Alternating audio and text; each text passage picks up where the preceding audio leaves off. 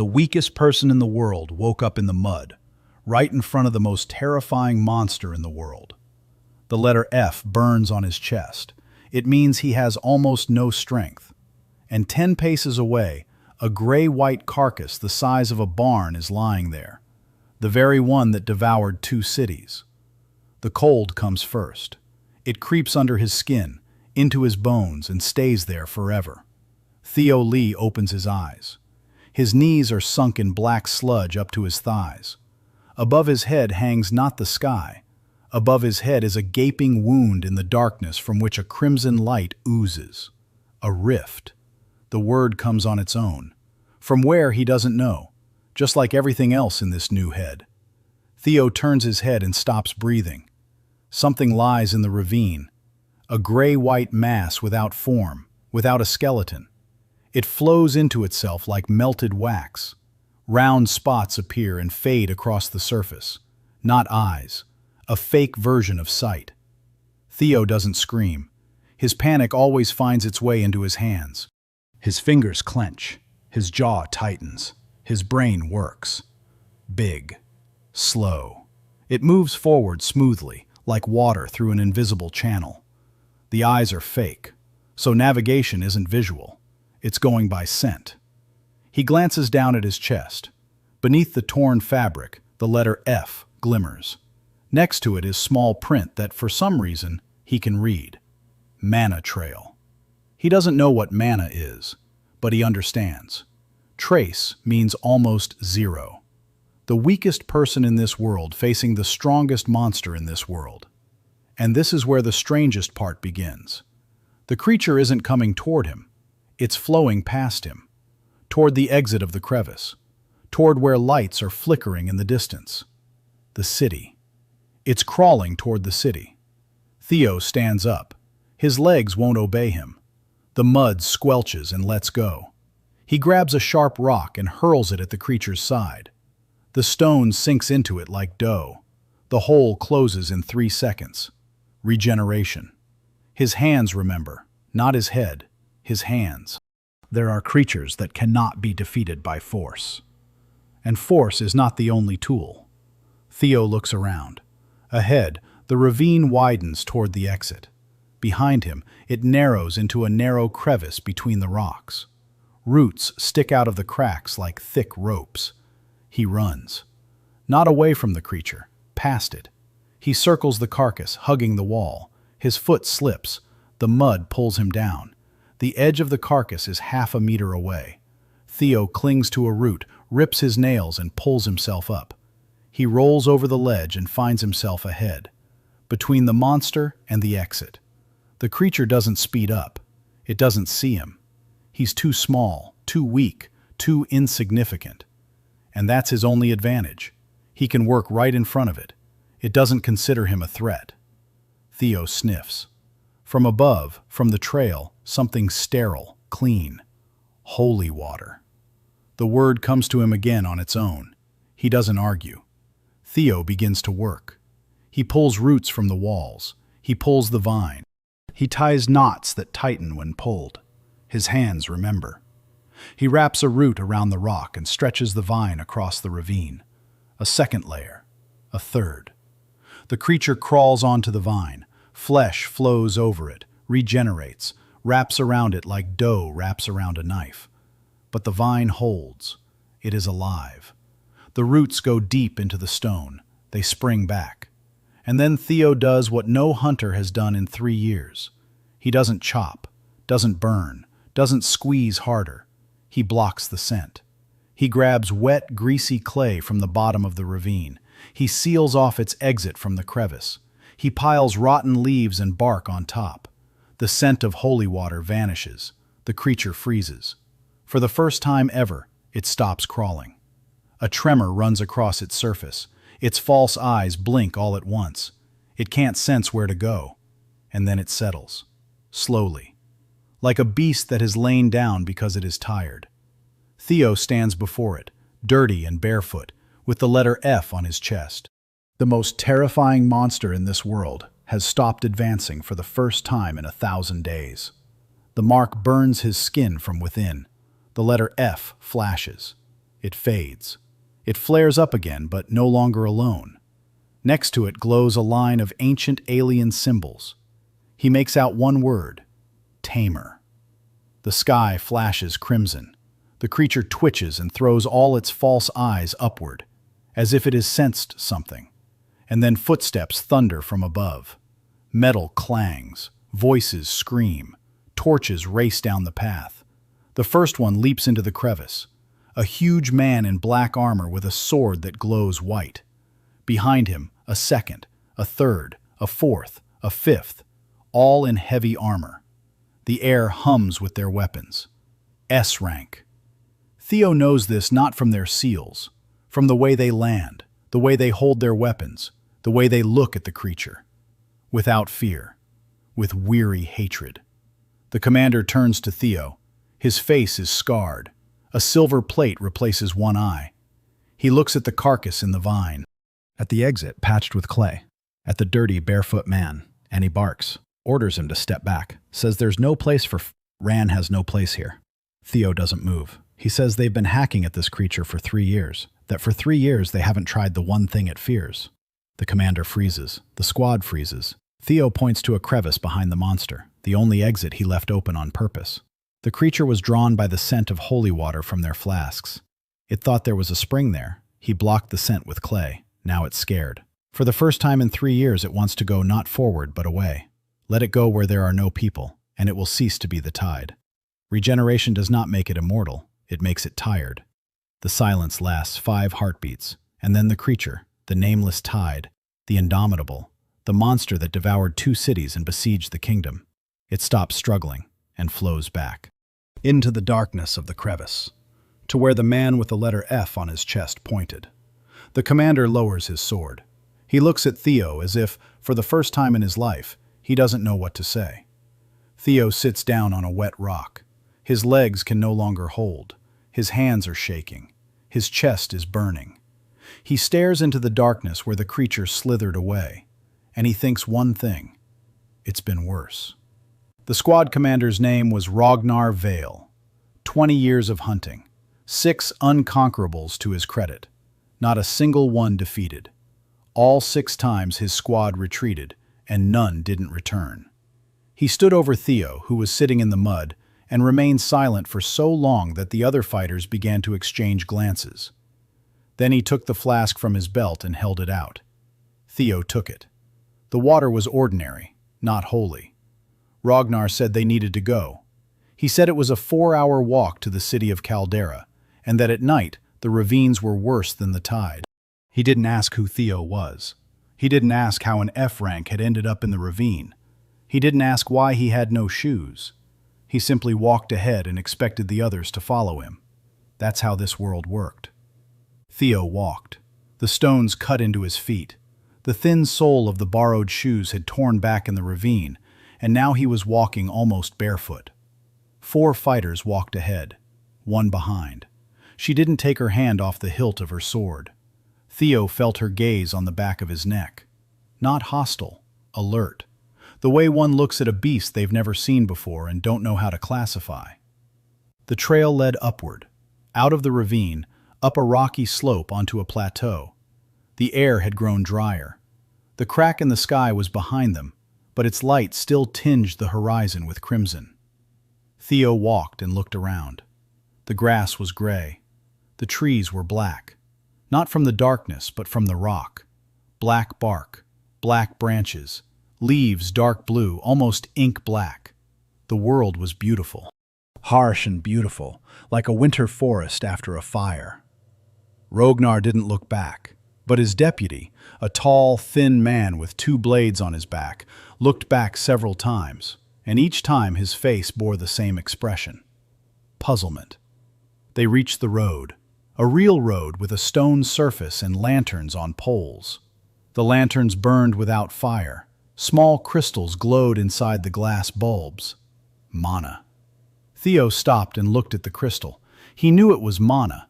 The knowledge came just like everything else, not as a memory but as a fact, as if someone had imprinted a basic dictionary of this world onto his subconscious. Ragnar finally stopped. He turned. He looked down at Theo. He was 2 heads taller and twice as broad. His single eye was gray and heavy as lead. He asked what his name was. Theo gave his name. Rognar nodded.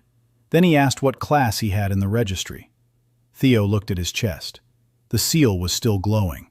The letter F and a line of ancient symbols next to it. He said he couldn't read it all, that he could make out the word Tamer. Ronar's deputy stepped closer and squinted. He said he could see the entire line. Tamer of the Impossible. A class not found in the registry tables. Silence. Rognar ran his hand over his face. Then he said there was a registry archivist in Calder who would figure it out. He said that until morning, Theo could spend the night in the squad's barracks. He said it in the tone one uses when discussing problems too big to solve on the road at night. They moved on. An hour later, the walls came into view. Caldera stood on a flat rock like a fist on a table. The walls were high, stone, with towers every 100 meters. The same crystals glowed on the towers. Guards stood at the gates. 4 men.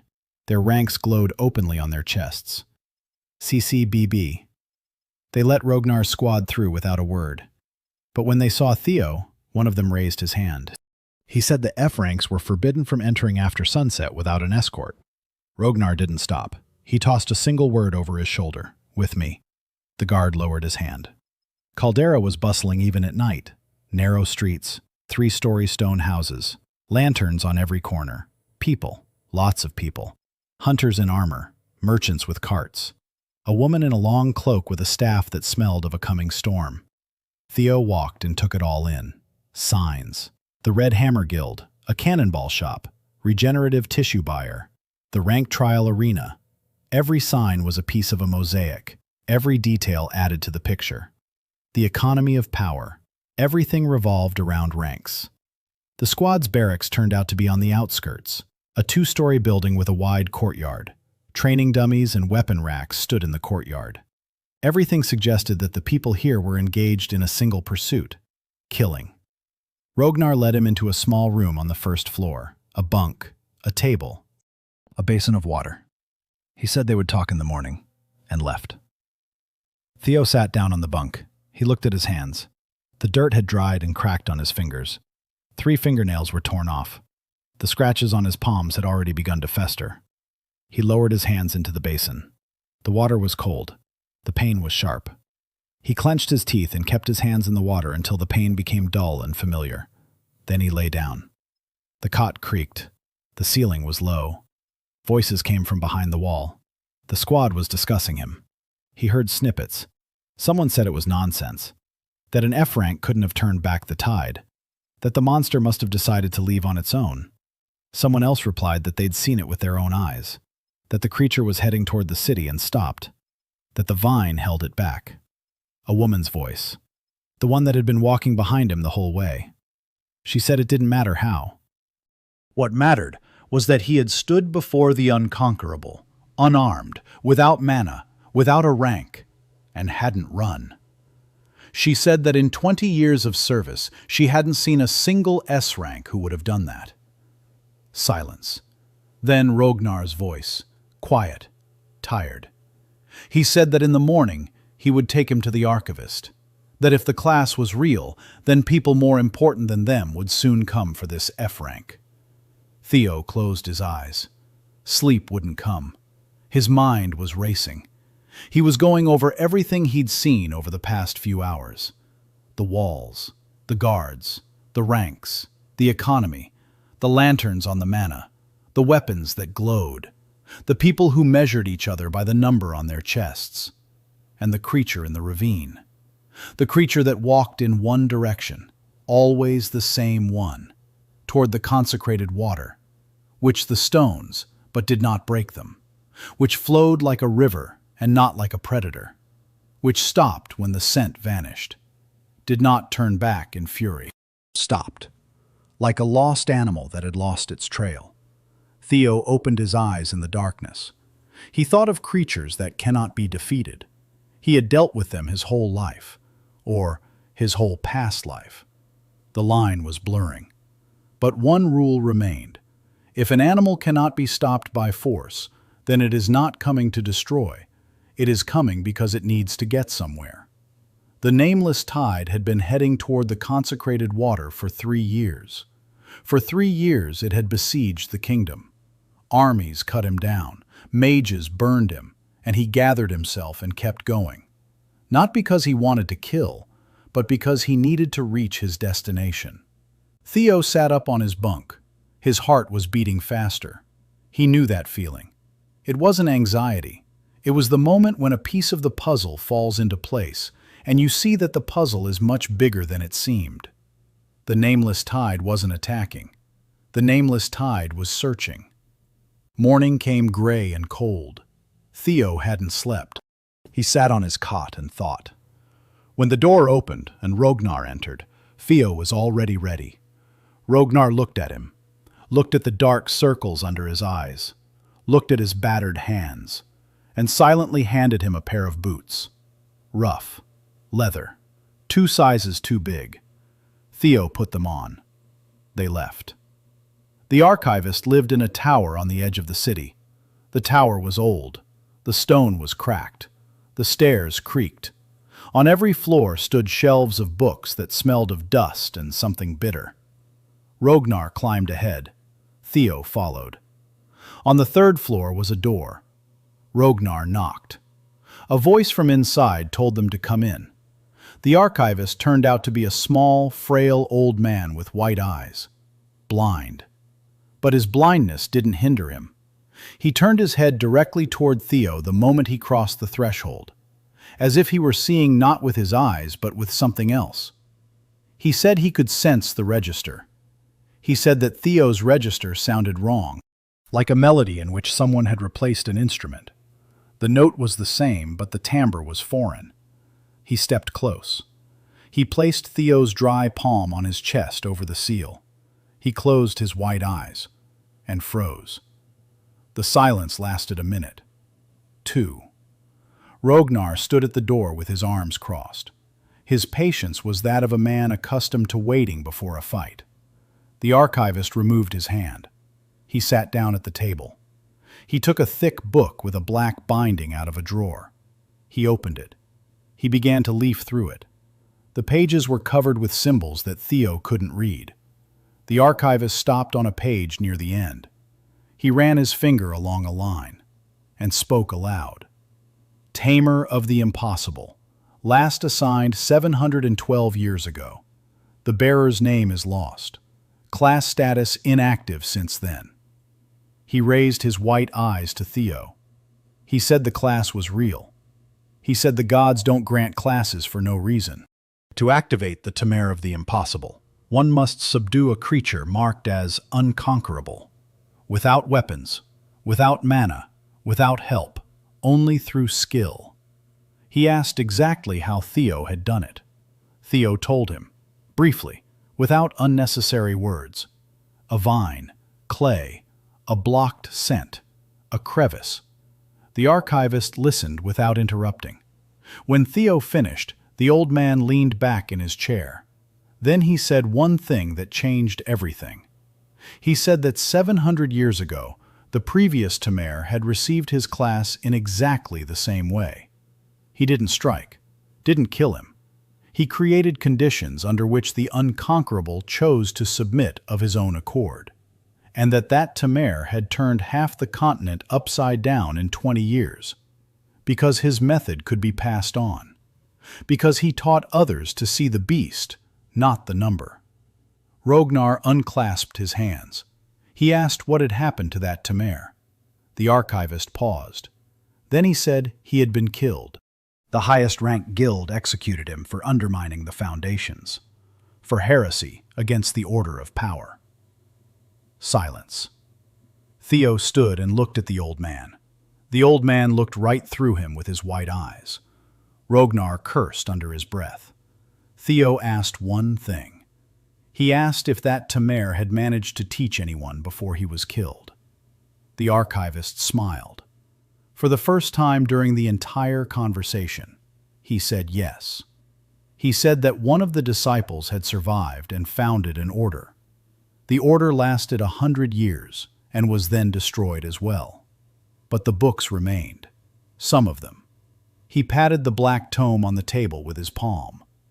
Theo looked at the book, then at his broken hands, then at Rognar, who was standing by the door with a face as if he had just heard a sentence passed, though he wasn't sure on whom. They left the tower. The morning sun was dim. The sky was overcast with gray. The wind carried the smell of smoke and iron. The caldera was waking up. Rognar walked in silence. Then he stopped, turned to Theo, and spoke plainly. He said he didn't know who Theo was or where he came from, that he didn't care, that for 20 years he'd been chopping away at what couldn't be chopped and losing people, that yesterday, for the first time, he'd seen someone solve a problem that couldn't be solved, and that he'd give Theo 2 weeks in the barracks. Food, shelter, time. But in 2 weeks, Theo had to prove that his method worked on more than just the tide. Because if not, he was just a lucky guy, and lucky guys don't last long in this world. Theo nodded. 2 weeks. He could work with that. They returned to the barracks. The courtyard was packed. The entire squad had gathered. 9 people. Everyone was looking at Theo. He could feel their stares, curiosity, skepticism, irritation from some. An F rank in their house. A man without power among people who were the power.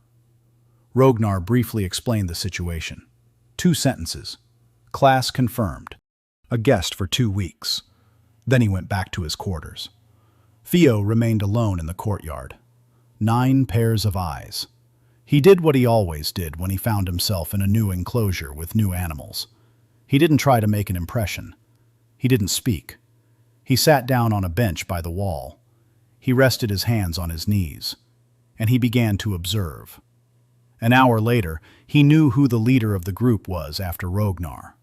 The tall one with 2 blades. His name was Dan Kyle, B rank. He moved deliberately. He economized on every gesture. 2 hours later, he knew who the weak link was. A young guy, C rank. Too many unnecessary movements. Laughed too loudly. Compensated for his fear with noise. 3 hours later, he saw the woman who had been walking behind him yesterday. She stepped out into the courtyard. Of average height, short dark hair, light armor, a sword on her left hip. B rank. Her face showed nothing. No hostility, no interest. The emptiness of a professional. She walked up to the training dummy and began striking it. Quickly, precisely. Every blow to the exact same spot. Theo watched. Not her technique, the pauses. Between sets, she paused for half a second longer than necessary, as if each time she were making the decision to continue all over again. He knew that pattern. He'd seen it in animals that perform an action not because they want to, but because they don't know how to stop. By evening, a messenger entered the courtyard, a young man in a city guard uniform. He was pale. He was looking for Commander Vale. Rognar came out. The messenger spoke quickly.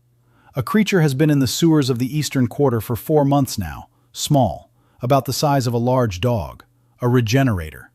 They've cut it up 3 times. It kept coming back. They tried to poison it. Doesn't work. It eats rats and sometimes comes up to the surface. Yesterday it snatched a child. The child is alive. They pulled him out. But the district is in a panic. 3 guilds turned it down. Small target, low pay, too much hassle. Rognar listened. Then he turned to Theo. He didn't say a word. He just looked. Theo stood up from the bench. He asked one thing. Is there a sewer map? The map was old. The ink had faded. Half the tunnels had been drawn by hand by who was clearly not a cartographer. Theo spread it out on the table in the barracks and weighed down the corners with stones. Rognar stood nearby. Dan Kyle stood behind him. A woman with a blank expression sat against the wall, cleaning her sword. Theo ran his finger along the lines. The main collector ran from west to east beneath the central street. 14 side tunnels branched off from it, 7 to the right, 7 to the left. The drain flowed toward the river through 3 exits on the city's eastern wall. He asked where exactly they had seen the creature. Rognar answered. The eastern quarter, the intersection of the third and fifth side tunnels. Theo looked at the map. The intersection was narrow. The two tunnels converged at an acute angle. Beyond that was a straight stretch leading to the drain. He asked how big the creature was. About the size of a large dog. A regenerator, fast, hides in the water, pops out and drags its prey back. Theo nodded. He asked what it ate. Rats. Lots of rats. Sometimes cats. Yesterday it tried to drag off a child. He asked how long it had been there. 4 months. He asked where it came from. No one knew. It appeared after the last small rift that opened above the eastern wall and closed an hour later. Theo closed his eyes. 4 months. Came from the rift. Lives in water. Eats rats. Doesn't leave. Doesn't grow. Doesn't reproduce. Stays in one place. Regenerates when cut. He opened his eyes. Asked if there was anything unusual in the sewer system in that area. Something not found in other areas. Rognar shrugged. Dan Kyle shook his head. The woman by the wall looked up. She said that in the fifth side tunnel there was an old drain from a former alchemy workshop. The workshop had closed 2 years ago. But the drain remained, and something warm still sometimes flows out of it. Theo looked at her. She looked back, expressionless. He asked how she knew. She said that a year ago she'd been chasing smugglers through the sewers and stumbled upon that drain. She remembered it because the water was warm in the cold tunnel. Theo turned back to the map. He found the fifth side tunnel. He found the spot where the drain might be. Warm water. A creature from the rift that hadn't left the sewers in 4 months. That sat at the intersection of the tunnels near the heat source. That ate but didn't grow. He understood. It wasn't predation, it was nesting. The creature wasn't hunting, it was settling in. It had found a place with warmth and water and food and stayed. It didn't attack people, it was defending its territory. It had dragged the child away not to eat him, but because he had come too close to the place it considered its own. Theo straightened up. He said he needed to go down and see for himself. Rognar said no. He said that an F rank in the sewers with a regenerator was suicide. Theo replied that he didn't need to approach her. He needed to see the tunnel, the shape of the walls, the width of the passage, the water level, the material. He needed to understand the terrain, because he wasn't going to cut her down. He was going to relocate her. Rognar fell silent. Dan Kyle snorted. The woman by the wall stopped cleaning her sword. Theo said he needed 3 things. Rope. Lots of rope. Preferably made of the same material as the vines in the ravine. Living fiber. Second, meat. Raw. Lots of it. Rat meat if available. Third, access to that drain from the alchemy workshop.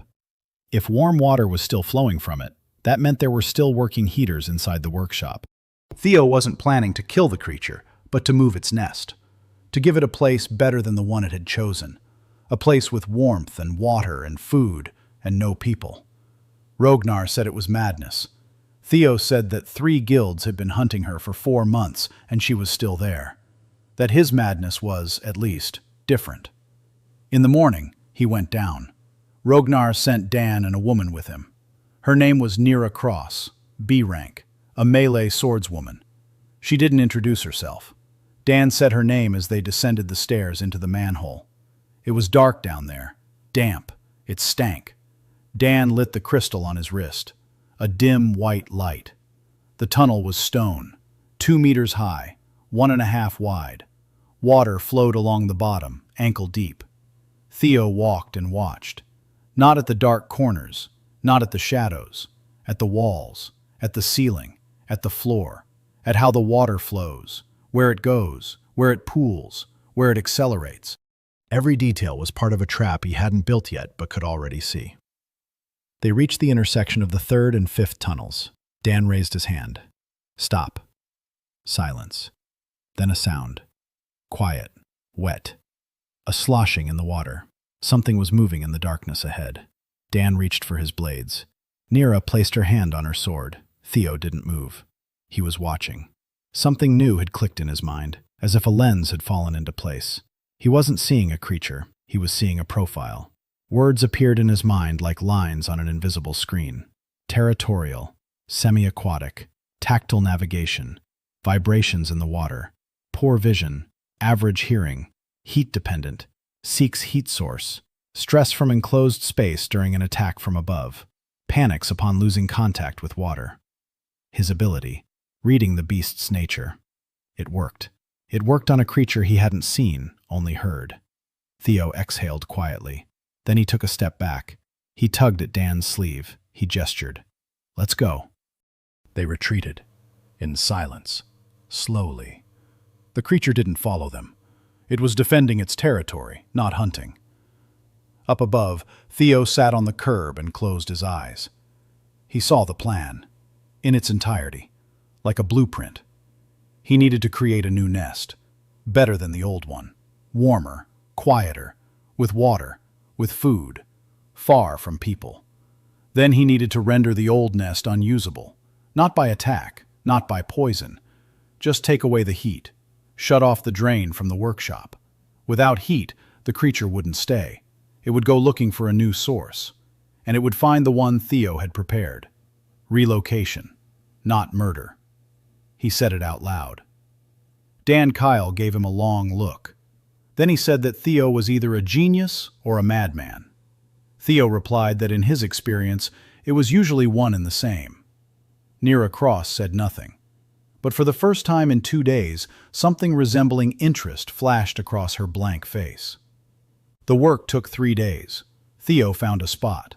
An abandoned drainage ditch behind the city's eastern wall. Wide, stone, with access to the river. There was water. Heat could be arranged.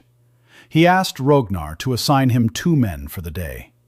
Rognar gave him Dan. Dan grumbled, but worked. They carried 2 alchemical heaters from the workshop. Small, copper, powered by mana crystals. They set them up in the drain. The water became warm. Theo laid out rat meat along the tunnel from the old nest to the new one. Not in a pile, in a chain, every 20 steps. Then he blocked the drain in the workshop. Simple, with stones and clay. The heat had left the 5th side tunnel overnight. On the 4th day, Theo went down into the sewers alone. Rognar was against it. Dan Kyle was against it. Anirecapsanime stood silently by the manhole and placed her hand on her sword. Theo said that if he went with armed men, the creature wouldn't come out of its lair. It senses vibrations in the water. The heavy footsteps of armored fighters are a signal of danger. He needs to go alone, barefoot, unarmed. Rognar said that if an F-rank died in the sewers, it would be the most foolish death he'd ever record in a report. Theo replied that in his line of work, foolish deaths were the professional standard. He took off his boots. He climbed down. The water was cold. The floor beneath his feet was slippery. Stones dug into his soles. He walked slowly. Every step soft, weight distributed evenly, minimal vibration. That's how you walk when approaching a beast that can kill. They don't sneak. They don't hide. They walk calmly because fear has a smell and can be felt in movement. He reached the crossing. He stopped. He listened. It was quiet. Water dripped from the ceiling. Somewhere in the distance, a pipe hummed. The creature was here. He could feel it. Not a power, just an instinct that had developed over 20 years spent alongside animals capable of killing. Theo sat down in the water. The cold hit his body. He didn't flinch. He sat down calmly.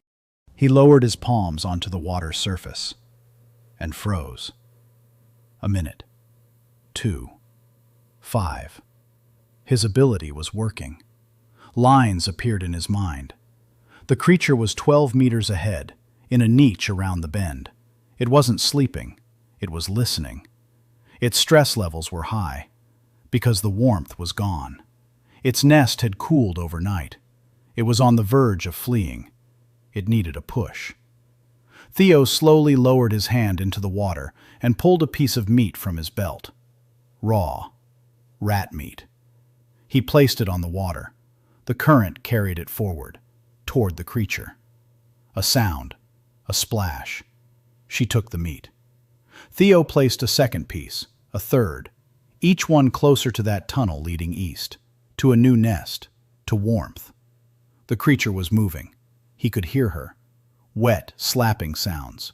It was following the meat, moving with the current, in the right direction. Theo stood up, slowly. He walked back toward the hatch. Behind him, the sounds faded away. The creature was heading east, toward warmth, toward food. Toward a place better than the one it had left behind. He didn't look back. They were waiting for him up top. Rognar stood with his arms crossed. Dan Kyle sat on a rock twirling a knife. Nira Cross stood by the hatch and looked down. Theo climbed out, wet to the waist, barefoot, shivering from the cold. He said she was gone. Rognar didn't believe him. He sent Dan and Nira to check. They went down. They returned an hour later. Dan said the fifth side tunnel was empty. The creature was gone. The tracks led east toward the drain behind the wall. Nira said nothing. She gave Theo a long look and went back to the barracks. By noon, the news had spread throughout the eastern quarter. The creature from the sewers had vanished. For 4 months, 3 guilds had been unable to deal with it, and then an unarmed F rank came along, and it was gone. Theo didn't hear the conversations. He sat in his room in the barracks drying his clothes. His legs ached. The scratches on his palms had reopened. He was thinking about something else, about how his ability worked, about what he'd seen in the sewers, the profile. The creature's behavioral profile appeared in his mind as text, not letters, not words, sensations that his brain automatically translated into understandable categories: territorial, semi-aquatic, heat-dependent. It was similar to what he'd done in his past life, only faster, more precise, as if someone had taken his professional intuition and turned it into a tool. That evening, a man from the city council came to the barracks, an official in clean clothes with the municipal seal on his chest. D rank. He came with a reward for solving the sewer problem: 200 coins and a certificate of appreciation from the head of the Eastern District. He handed the pouch to Theo. Theo took it. 200 coins. He didn't know how much that was, a lot or a little. He asked Dan later. Dan said it was a month's salary for a C rank in the city guard. Not bad for a single job. Theo divided the money, 100 for himself, 50 to Rognar for room and board, 50 to Dan for helping with the heaters. Rognar didn't want to take it. Theo said it wasn't a thank you but rent, that he was paying for a room and a table. Rognar took it. Dan Kyle took it silently. But something had changed. Not respect. Not yet. But the line between skepticism and curiosity had shifted. The next day, a woman came to the barracks. Theo was sitting in the courtyard drawing on the ground with a stick. Diagrams, traps, knots, everything his hands could remember. He heard footsteps at the gate and looked up. She was standing in the doorway, young, short, light leather armor, a bow on her back, a quiver on her hip. Dark hair cut short. Her face was calm. Her eyes were attentive. Very attentive. The eyes of someone who was used to watching rather than speaking. B rank. The seal glowed on her chest. She stood in silence. She didn't come in. She didn't leave. She looked at him. Theo set down the stick. He stood up. She spoke a single sentence. She said she had seen him turn the tide in the ravine. Theo waited. She fell silent. 10 seconds. 20. She didn't know what to say next. Or maybe she knew but couldn't. Theo could tell. He could tell by the way her fingers tightened around the quiver strap, by the way her body weight shifted slightly backward, ready to leave, wanting to stay. He said his name was Theo. He asked her name. She answered. Min-Soo Han. Theo asked if she had been in the group that came to the ravine. She shook her head. She hadn't been in the group. She had been on the trail above, running from the tide along with the others. She stopped when she saw that he had stopped. She returned to the edge of the ravine. She watched from above. She saw everything. How he wove the vine, how he molded the clay, how he stood before the creature that could have crushed him simply by flowing forward. She said that after the tide went into the crevice, she couldn't leave, that she followed Ragnar's squad to the caldera, that she stood by the barracks for 3 days, unable to go in, that yesterday she saw him go down into the sewers barefoot, unarmed, alone. Theo was silent. She spoke softly, every word like a stone she forced herself to pick up and place on the table. She said she was an archer and a tracker, that she read tracks, that her whole life she had been the eyes of other squads, that no one had ever asked her opinion, no one had ever called her by name except to give an order, that she had fled from the tide and abandoned her partner, that her partner had survived, but she hadn't known it for 3 days, and those 3 days had been the worst of her life. She fell silent. She stood in the doorway. Her fingers on the quiver strap had turned white. Theo did one thing. He didn't invite her in. He didn't say anything comforting. He asked for her opinion. He asked what she had seen in the ravine that he might have missed, because he was down below and she was up above, and the angle of view was different. Min So-han blinked. No one had ever asked for her opinion before. She answered. She said that she saw from above how the tide flowed around 3 rocks in the ravine. Not 2, 3. Theo knew about the 2. The third was behind him in the blind spot. She said the creature wasn't heading straight for the exit, but slightly to the left, to a specific spot on the trail, not just toward the scent, to a specific point. Theo sat back down on the bench. He looked at her. Then he said he needed someone with good eyes and an honest tongue, that he was F rank and saw only what he saw, that he needed a second perspective. She stepped into the yard, the first step. Theo went back to the diagrams on the ground. She sat down next to him, not close, at arm's length. She looked at his drawings, and for the first time during the entire conversation, she said 2 words in a row that weren't to herself. She said that this knot was tied incorrectly and that the loop should be double. Theo looked at the knot, then at her. She was right. Min So-han didn't speak. She was simply there. It was different. Theo was used to people who filled the space with words. Min-soo filled it with her attention. She sat in the barracks courtyard and watched him draw diagrams on the ground. She didn't ask why. She didn't comment. Sometimes she corrected a line with the toe of her boot. Sometimes she said a single word, here, or not. And every time she was right. On the second day after she arrived, Theo asked her to show him how she read tracks. They went out through the barracks gate to a vacant lot by the eastern wall. The ground was trampled, dry. Min-soo crouched down. She ran her fingers over the ground. Then she pointed. A man in heavy boots had passed this way. A long time ago. Yesterday morning. He was limping on his left leg. He was carrying something heavy in his right hand. He stopped right here. He shifted the load. He walked on. Theo watched. He didn't see any of what she was describing. Mud was just mud. But Min-soo read it like a text. Just as he read animals, he understood. They were doing the same thing, just in different languages.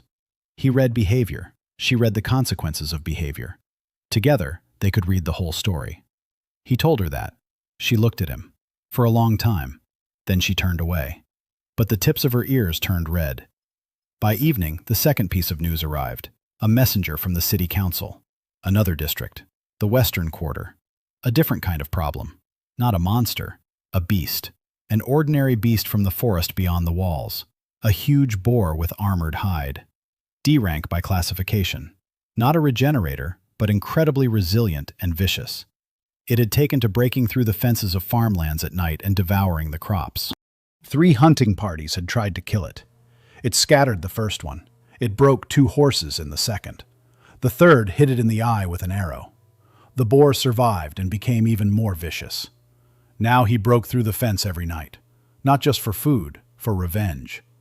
The farmers were in despair. Rognar looked at Theo again. Theo asked for the map again. The map of the farmland was better than the sewer map, detailed, with fields and paddocks and woodlands marked on it. Theo studied it for an hour.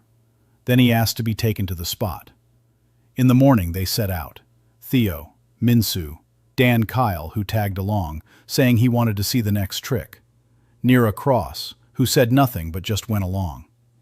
The farm was a half-hour walk from the west gate. Fields, low stone fences. Behind them, the shoots of something Theo couldn't identify were turning green. Grain, or root vegetables. The fence was broken in 4 places. Stones were scattered about. The ground was churned up by hooves. The tracks were deep, heavy. The beast weighed a lot. Min-soo crouched over the tracks. A minute later, she looked up. She said the boar always came from the same direction, always the same one, from the northwest, from the grove behind the hill. It left the same way. It doesn't circle around, it doesn't hide, it goes straight ahead, like a master. Theo asked her to show him where they'd shot it the second time. Minsu found the spot. By the third breach. The ground here was more heavily churned up, dried blood on the stones. Theo bent down.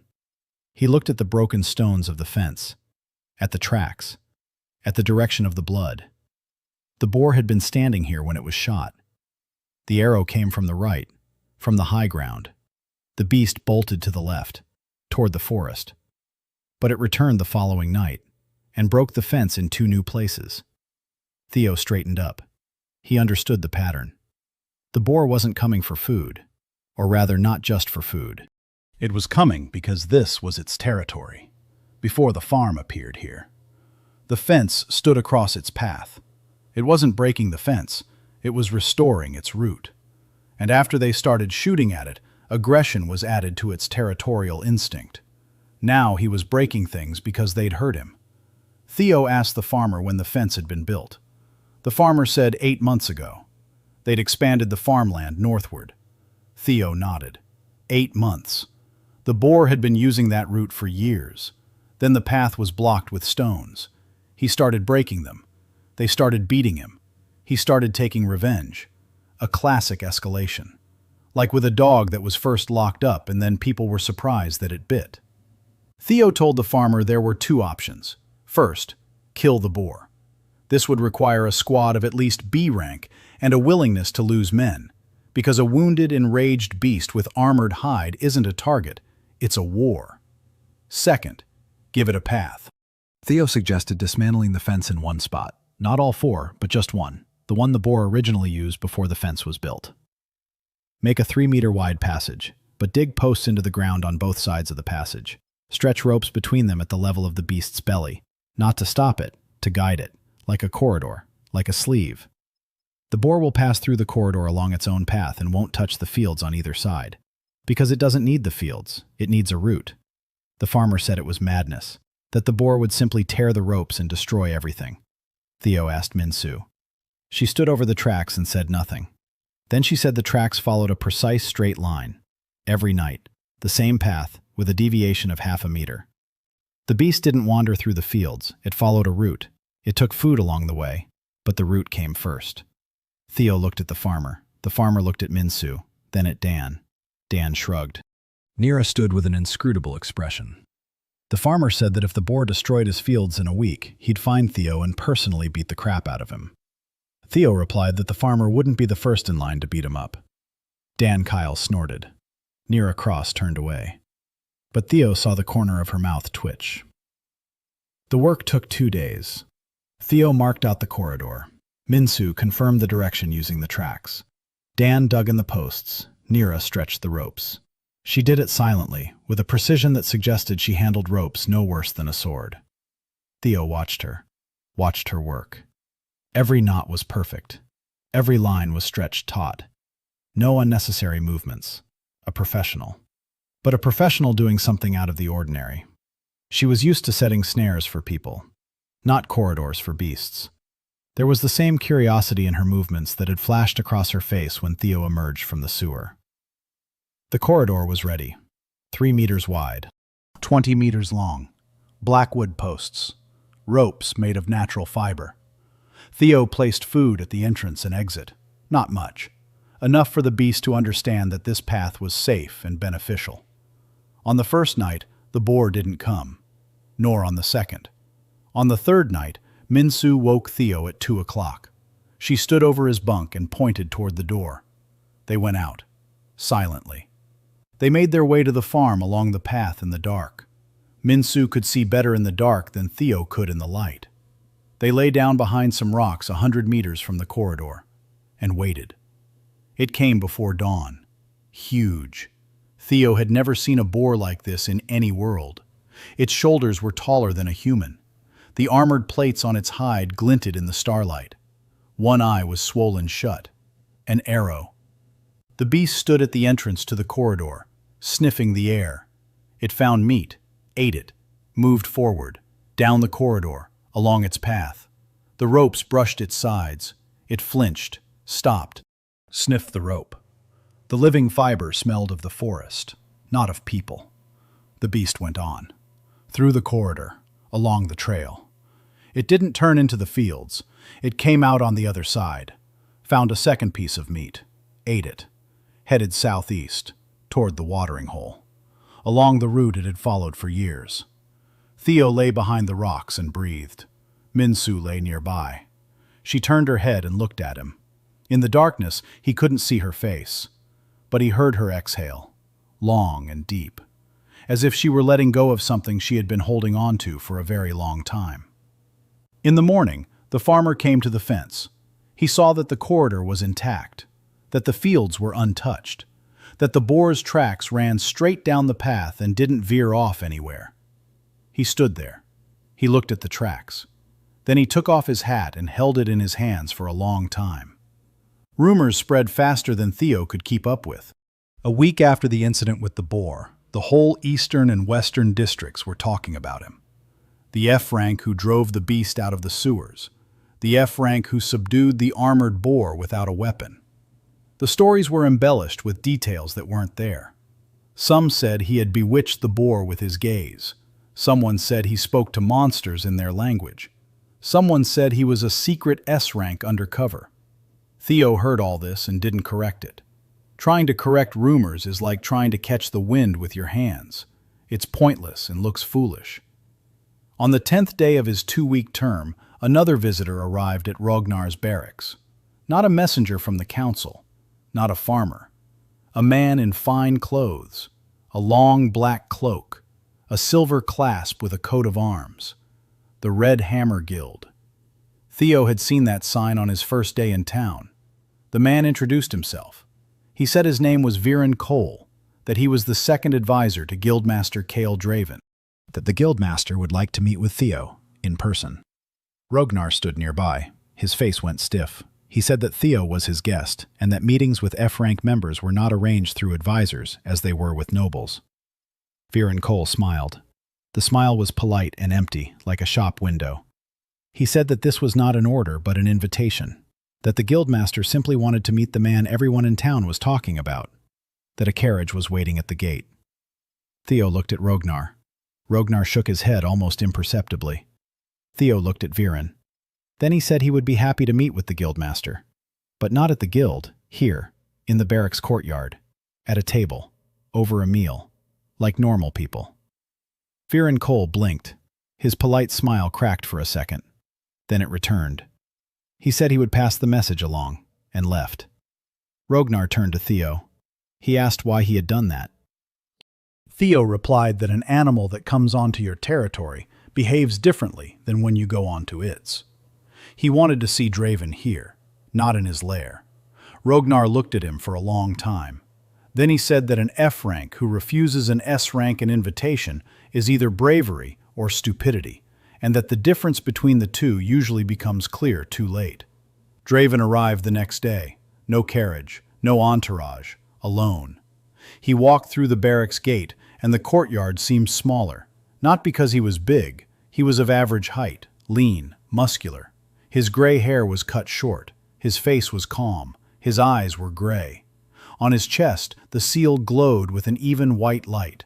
S. No additions, no notes, just S, the highest letter. He moved effortlessly. Every step was as precise as a surgeon's. The air around him hummed slightly. Mana. So much mana that it couldn't fit inside his body and seeped out. Theo sat at a table in the courtyard. A wooden table, 2 benches. Bread and water on the table. There was nothing else to offer. Draven sat across from him. He looked at the bread, at the water, at Theo, at the letter F on his chest. Then he spoke, not with a threat, not with kindness, with a question. He asked if Theo believed in what he was doing. Theo replied that faith had nothing to do with it, that he did what worked. Draven nodded, said he understood, that he himself had spent 30 years doing what worked, killing, chopped, burned. And it worked. Monsters died, people survived, cities stood, order was maintained. He asked Theo what would happen if his method didn't work, if the creature didn't want to negotiate, if it wanted nothing but to kill. Theo replied that in 20 years of working with incorrigible beasts, he had never once encountered a creature that wanted to kill. He'd encountered hungry ones, wounded ones, frightened ones, territorial ones protecting their young, but not a single one that killed for the sake of killing. Draven was silent. His gray eyes didn't blink. Then he said quietly that Theo hadn't encountered S-rank demons from the rifts, that there are creatures that come from cracks in the sky with a single purpose: to destroy. That he had seen such a creature wipe out a city of 12,000 people in 6 minutes. Women, children, the elderly, in 6 minutes. And that afterward it stood in the ashes and laughed. Not from pain, from pleasure. Theo listened. He didn't interrupt. He didn't argue. Draven spoke calmly, without anger, without strain, like a man stating facts, and the facts were terrifying. Draven said that Theo's method was beautiful, that the story about the sewer and the boar was impressive, but that it was a trifle, D-rank, an ordinary beast. That when something truly big and evil emerges from the rift, no vine and no clay will help. That the only thing standing between people and destruction is a sword and a number. And that a man who teaches others to abandon the sword is teaching them to die. He stood up. He looked down at Theo.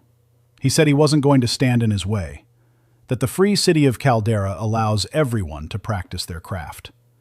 But if Theo's method fails and someone dies, Theo will be held responsible. Personally. He left. Quietly. Without threats. Without slamming doors. Like a professional who said what he wanted and left to do his job. Theo sat at the table and looked at the bread that no one had touched. Draven wasn't a villain. It was worse. He was right. Partly. Theo didn't know what came out of S-rank fissures, didn't know if it was possible to read a creature that truly wanted only to destroy, didn't know the limits of his ability. And Draven saw that. Minsu stood by the wall. She had heard the entire conversation. Theo looked at her. She said nothing. But she walked over to the table and sat down beside him. That was enough. By evening, Theo had made a decision. The 2 weeks Rognar had given him were almost up. The sewer creature had been relocated. The boar was walking down the hallway. The method worked, but it worked on small things. Draven was right about one thing. He needed more. He needed a place, a workshop, a pen, a place where he could work, learn, to experiment, to build traps not just one a week, but systematically. A school. The word popped into his head and stayed there. He went to Rognar, said he was leaving the barracks, that he was grateful for the shelter, the food, and the time, that he wanted to rent a space on the outskirts of town, something run down, cheap, with a yard. Rognar listened. Then he said there was an abandoned livestock pen on the southern outskirts. The owner had died while hunting a year ago. No heirs. The city council was renting it out for a nominal fee because no one wanted it. The walls were intact. The roof was full of holes. The yard was large. Theo asked how much. Rognar named a figure. 20 coins a month. Theo had 100, 5 months' rent. He went to take a look. The pen was worse than Ragnar had described. The stone walls were still standing. That was the only good news. Everything else was bad. The roof had caved in 2 places. The gate hung by a single hinge. The yard was overgrown with waist-high weeds. Inside, it smelled of mold and old manure. 3 rooms, a former barn, a former storage room, the owner's former living quarters. All 3 reeked of dampness and neglect. Theo walked around the pen 3 times. Outside, inside, around the perimeter of the yard. Minsu walked beside him, silently. On the 3rd lap, she stopped by the barn wall and knocked her fist against the stone. The stone was solid. The masonry was old but sturdy. The mortar wasn't crumbling. She said one word. It'll hold. Theo rented the pen that same day. 20 coins for the first month. A receipt stamped by the city council. He started working the next morning. The first thing he did was clear the yard. He pulled the weeds by hand. The roots were thick and stubborn. By noon, his palms were burning. By evening, his back wouldn't straighten. Min-soo was working beside him, not because he'd asked her to. She'd come in the morning, stood next to him, grabbed a weed, silently. On the second day, Dan Kyle came. He stood in the gate. He looked at the yard, at Theo with his scraped hands, at Min-soo, who was piling the pulled-out weeds into a heap. Then he took off his raincoat, rolled up his sleeves, and began breaking the rotten floorboards in the barn. He didn't explain why he'd come. Theo didn't ask. On the third day, Nira Cross arrived. Without a word, with tools, a hammer, a saw, nails. She had brought them from the barracks. She began repairing the gate. Every blow of the hammer was precise, like a sword strike. Theo worked and thought. He thought about how the pen needed to be rebuilt. Not repaired, but rebuilt for a different purpose. The barn would become a workshop, the storage room would become a materials warehouse, the living room would remain a living space. The yard would become a training ground, but not for combat, for construction. Here he would teach how to build traps, pens, corridors, guides. Everything that made up his method, he needed materials.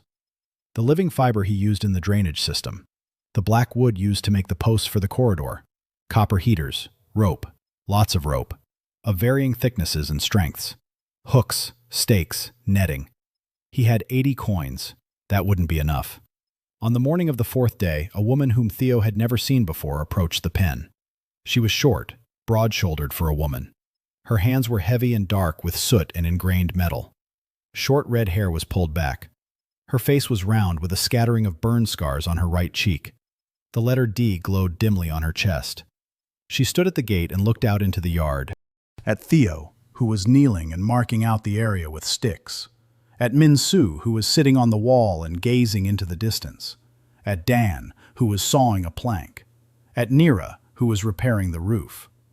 Then she said she'd heard about him. About the F rank who subdues monsters without weapons. Theo looked up. She said her name was Hwil Dan, that everyone called her Una, that she a blacksmith, that she has a workshop in the market square, that she forges everything from nails to swords, that she's bored of forging swords because all swords are the same, sharpening, balance, the blade, the same thing every day.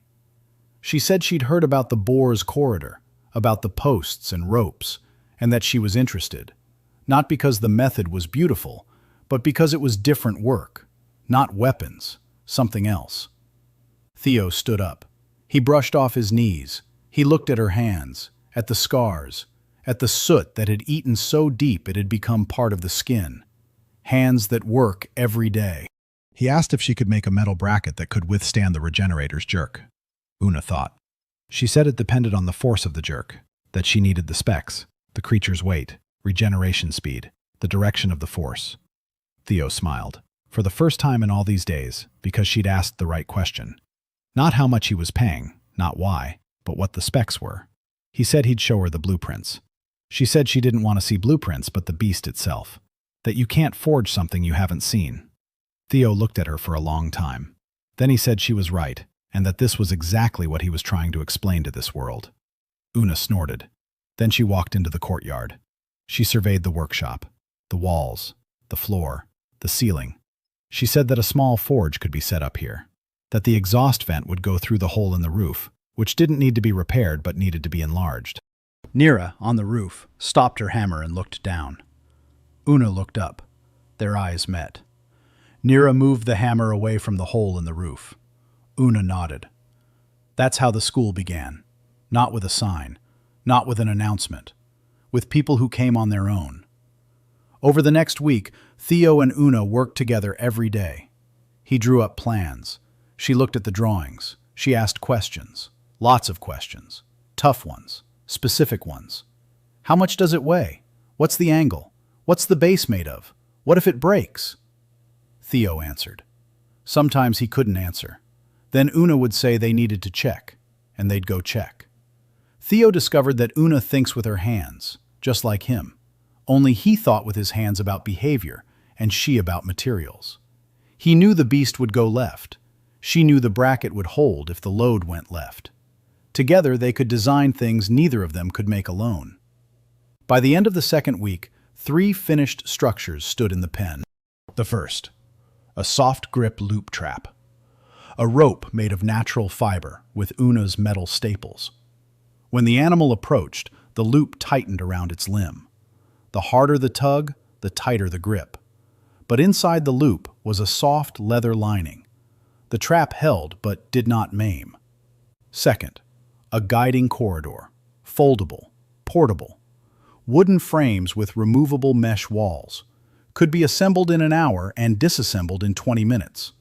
For beasts up to D rank. Third, the observation pen. A small fenced-off section of the yard with low walls. Not for containment, for observation. Theo could place a small creature there and safely study its behavior by activating his ability. Theo stood in the middle of the yard and looked at the 3 structures. Una stood beside him. Her hands were covered in soot. A smudge of soot on her forehead. She looked at her work, and her face bore an expression Theo had never seen before. Not pride, interest. A vivid, burning interest. She said this was the first time in 6 years she'd made something that hadn't existed before. That swords have existed for 1,000 years. Shields have existed for 1,000 years. But these things didn't exist until yesterday. Theo said her name was on every one of them. Because without her brackets and frames, his drawings would have been nothing more than sticks in the mud. Una looked at him, turned away, then said it was time for her to go to the workshop and that she had orders to fill. But she'd come by in the morning, if he didn't mind. Theo said he didn't mind. She left, quickly, without looking back. Minsu sat on the wall and watched Una walk away. Then she looked at Theo. Then she turned away and began cleaning the arrows. Theo wasn't looking for apprentices. The apprentices found him on their own. The first to arrive was a boy, 14 years old, F rank, just like Theo. His name was Cell. Skinny, dirty. He worked as an apprentice butcher. He came because he'd heard that an F rank had tamed the indomitable. He didn't believe it. He came to see for himself. He saw the pen and the structures in the yard. He stood by the gate for 3 hours. Theo noticed him when he went out to fetch water. He asked what he wanted. Cell said he wanted to learn. Theo asked what. Cell said everything. Theo said that everything was too much and that, for starters, he should help carry water. Cell carried water all day. The next day he came back. Theo gave him another job, cutting live fiber into pieces of the required length. He showed him how. Cell cut crookedly. Theo showed him again. Cell cut straighter. By the 3rd day he was cutting correctly.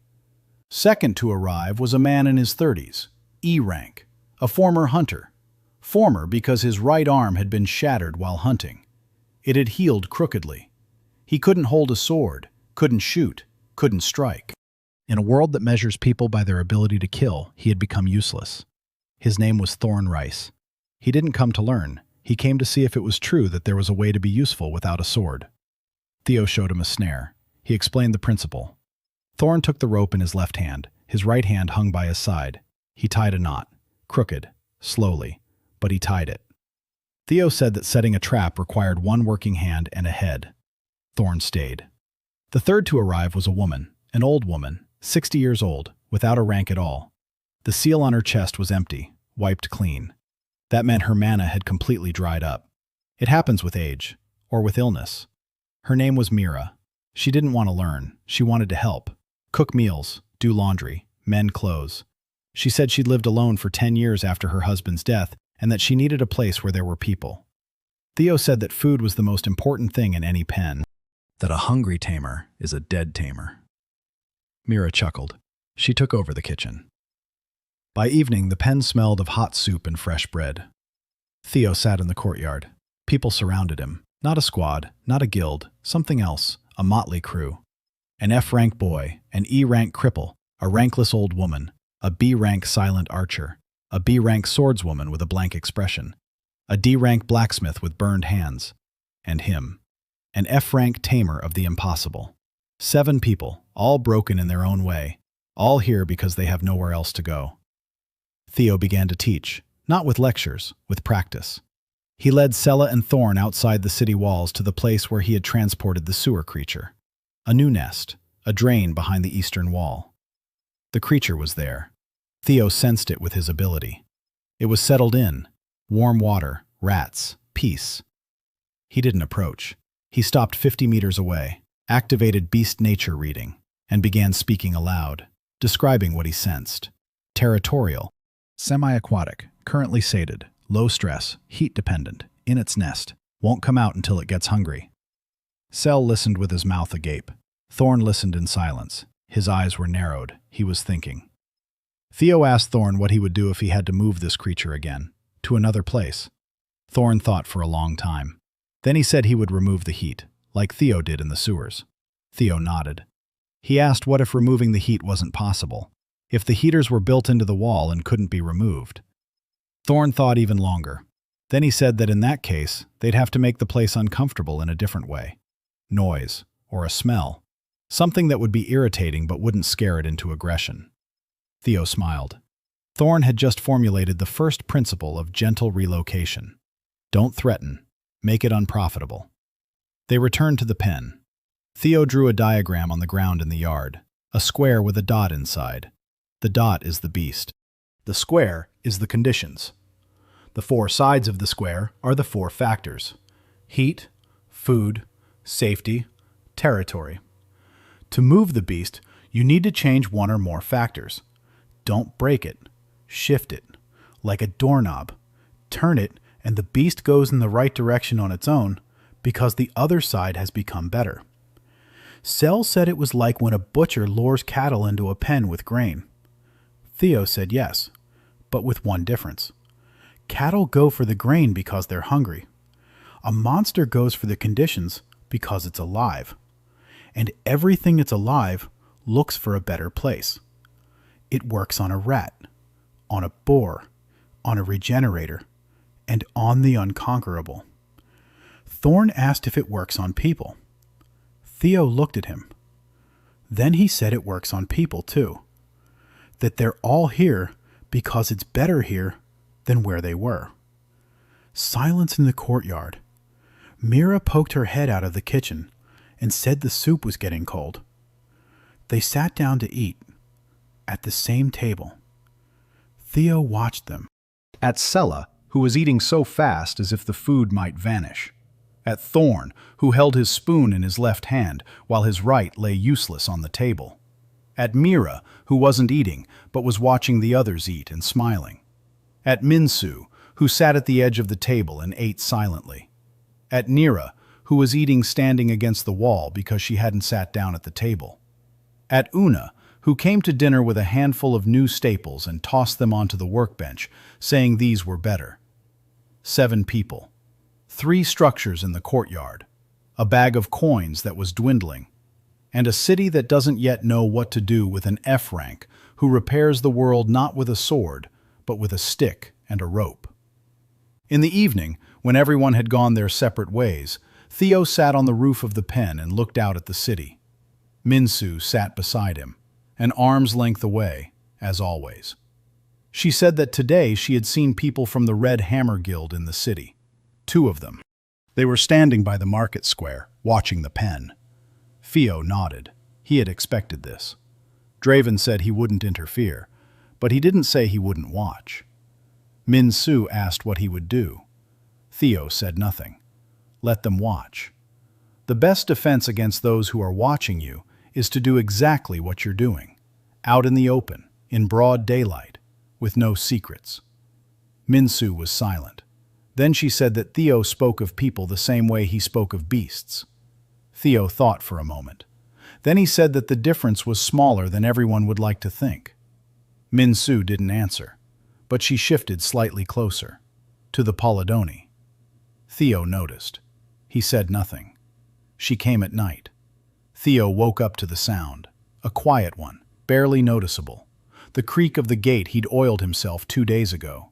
It wasn't supposed to creak. So someone had opened it carefully but didn't know the hinges were oiled and that the creak wasn't coming from the hinges but from the bolt, which Theo had deliberately left slightly loose. A little trick, not a trap. An alarm. He stood up, barefoot, quietly. He walked to the window. A figure stood in the yard, in the moonlight. A tall woman, broad shoulders, a long coat. Her left arm hung by her side. Her right was different. Not an arm, a prosthesis. Metal. Even in the moonlight, Theo could see that the construction was complex. Not a crude hook or a piece of wood. A real piece of work. Joints, hinges, fingers that moved. The woman stood and looked at the structures in the courtyard, at the loop trap, at the folding corridor, at the reading pen. She touched the ropes, checking the knots, tugging at the staples, not breaking them, testing them, like an expert evaluating someone else's work. Theo stepped out into the yard, not hiding, not quietly. He stepped onto the threshold. The plank creaked. The woman turned. Quickly, her left hand darted to her hip where a knife hung. Then she stopped. She saw him. F rank, barefoot, in a torn shirt, unarmed. She took her hand off the knife. Theo did what he always did upon first contact with a dangerous creature. He didn't move. He stood calmly, breathing evenly, letting her get a good look at him.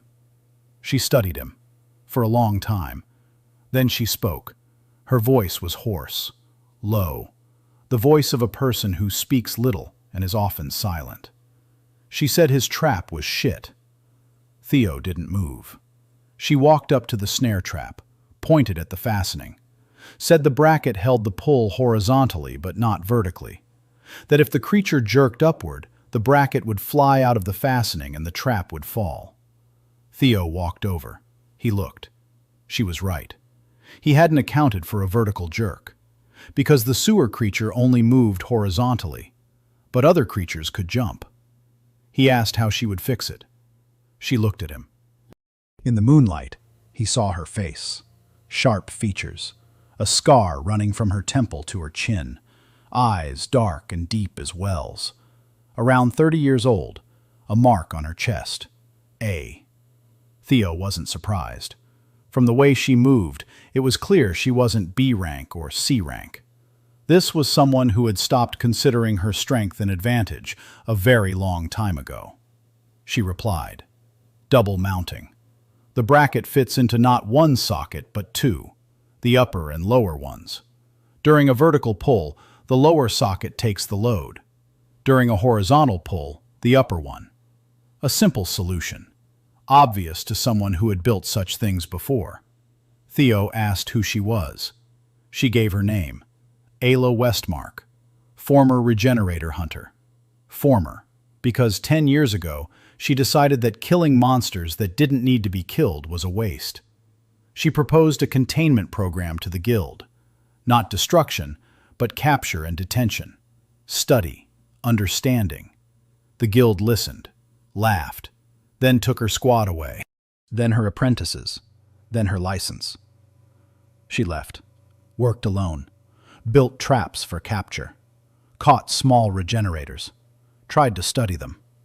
8 years ago, one of her traps gave way. A regenerator broke free. She lost her arm. She built the prosthesis herself, with one hand, from the wreckage of that same trap. Theo listened, without interrupting. She spoke evenly, without self-pity, without bitterness, like a person who had long since processed all of this and left only the facts inside. She said that 3 weeks ago she heard that someone in Caldera had subdued the Unconquerable. Not killed, subdued. She didn't believe it. Then she heard about the sewers, about the boar, about the pen on the southern outskirts where F-rank builds soft capture traps. She'd been walking to Caldera for 12 days, from a city on the other side of the continent. 12 days on foot, because she had no money for transportation. She came to check it out. Not to join, just to check. Because if this was just another charlatan who talks a good game but doesn't understand what he's doing, she'd turn around and leave. But if not... She fell silent. Theo waited. She hadn't finished her sentence. She didn't need to. Theo showed her the yard, all 3 structures, explained each one, how it worked, what it was for which beast. Showed her the blueprints, told her about reading the beast's nature, about behavioral profiles, about the principle of shifting conditions. Ayla listened. She touched the structures, checked the joints, pulled on the ropes, clicked the clamps. She asked questions, tough ones, specific ones, worse than Una's. Una asked like an engineer. Ayla asked like a person who had lost limbs and people because of design flaws. She asked what would happen if a creature regenerated faster than the trap could hold it, if flesh grew through the rope and around the clamp, if the mass increased and the pressure exceeded the limit. Theo answered honestly. He said he didn't know, that his experience was limited to small regenerators, that he hadn't yet tested a single design against large ones. Ayla nodded. For the first time during the entire conversation, something other than an assessment flashed across her face. Approval, not of his method, of his honesty. She said she would stay, for a while, that she'd see, that if he wasn't a charlatan, she might be useful, that she'd been building traps to contain regenerators before he was even born into this world. Theo didn't ask how she knew he wasn't from this world. She said he had an accent, not a linguistic one, behavioral. He looks at things like a person seeing them for the first time. Every single one, even a street lamp. She noticed it within the first 3 minutes. Theo said she was observant. Ayla said that being observant was the bare minimum requirement for staying alive next to something that could kill you. She walked off into the night, said she'd come back in the morning. With tools. Theo stood in the yard. Moonlight. Silence. 3 structures that had seemed fine to him just 2 hours ago. Now he saw every flaw. A vertical tear, growth pushing through the rope, insufficient margin of safety. In 10 minutes, Ayla showed him everything he'd done wrong. And it was the best thing that had happened to him since he fell into the ravine. In the morning she came, just as she said, with tools.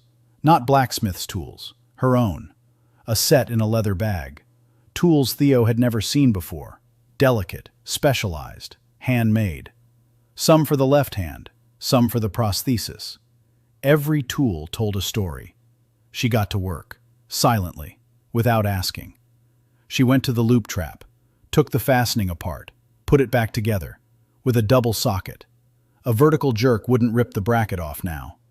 Then she moved on to the folding corridor. She checked every hinge, replaced 2, reinforced the joints. Theo stood nearby, watching. He was learning. She worked with one hand and a prosthetic. The prosthetic moved precisely. The metal fingers held the bolt while her left hand tightened it. It was unsightly and effective, like everything she did. By noon, everyone had come into the yard. Sel, Thorn, Mira, Minsu, Una, Nira.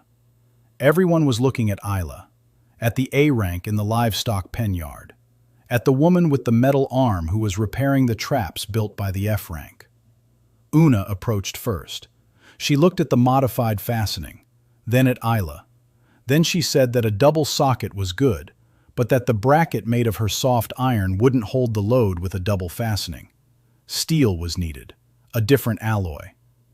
Ayla looked at Una, at her hands, at the soot, at the burns, and for the first time ever, she said something that sounded like a compliment. She said the brackets were good, for soft iron. Una snorted. Then she said that if they gave her the specs, she'd make them out of steel. They started working together. Ayla and Una, designer and blacksmith. One said what was needed, the other said what it was made of. Theo stood between them and translated, not the language, the task. Ayla thought in terms of containment. Una thought in terms of material. Theo thought in terms of the beast. Together, they were something that didn't yet exist in this world. That evening, Theo climbed onto the roof. Minsu was already there. He sat down beside her. She said that Ayla was dangerous. Theo looked at her. Minsu said she didn't mean it in a bad way. That Ayla was dangerous because she was the first person here whom Theo listened to rather than taught, and that when a teacher meets someone who can correct him, it changes everything. Theo thought about it. Then he said that Minsu was right. Minsu didn't answer. She moved closer, to his shoulder, as always. Ayla hadn't been sleeping. Theo realized this on the 3rd day. She came at dawn and left after midnight. Between those times, she worked, without a break, without complaint, without slowing down. Theo knew that rhythm. He'd seen it in people who'd been alone with their task for so long that they'd forgotten how to stop. Because stopping meant silence, and silence meant thinking about what. He didn't tell her about it. It was too soon. Instead, he gave her a task that required rest. He asked her to design a trap for a B-rank regenerator. Not a small one, a full-sized one that regenerates in a minute after being cut in half. Isla looked at him. She said that this would require calculations. Lots of calculations. She needed a clear head. Theo nodded. Isla understood. She looked at him with a heavy gaze. Then she went to sleep, for the first time in 3 days. In the morning, she returned with a blueprint. Theo unfolded it on the table and froze. It was beautiful. Not aesthetically, functionally. Isla had designed a skeletal trap made of steel ribs and living fiber. The ribs were arranged not in parallel but in a spiral. If the creature regenerated inside the trap, its flesh would sprout between the ribs and get caught. The greater the mass, the tighter the grip. The trap used the power of regeneration against the creature itself. Theo looked at the drawing and saw 10 years of work in it.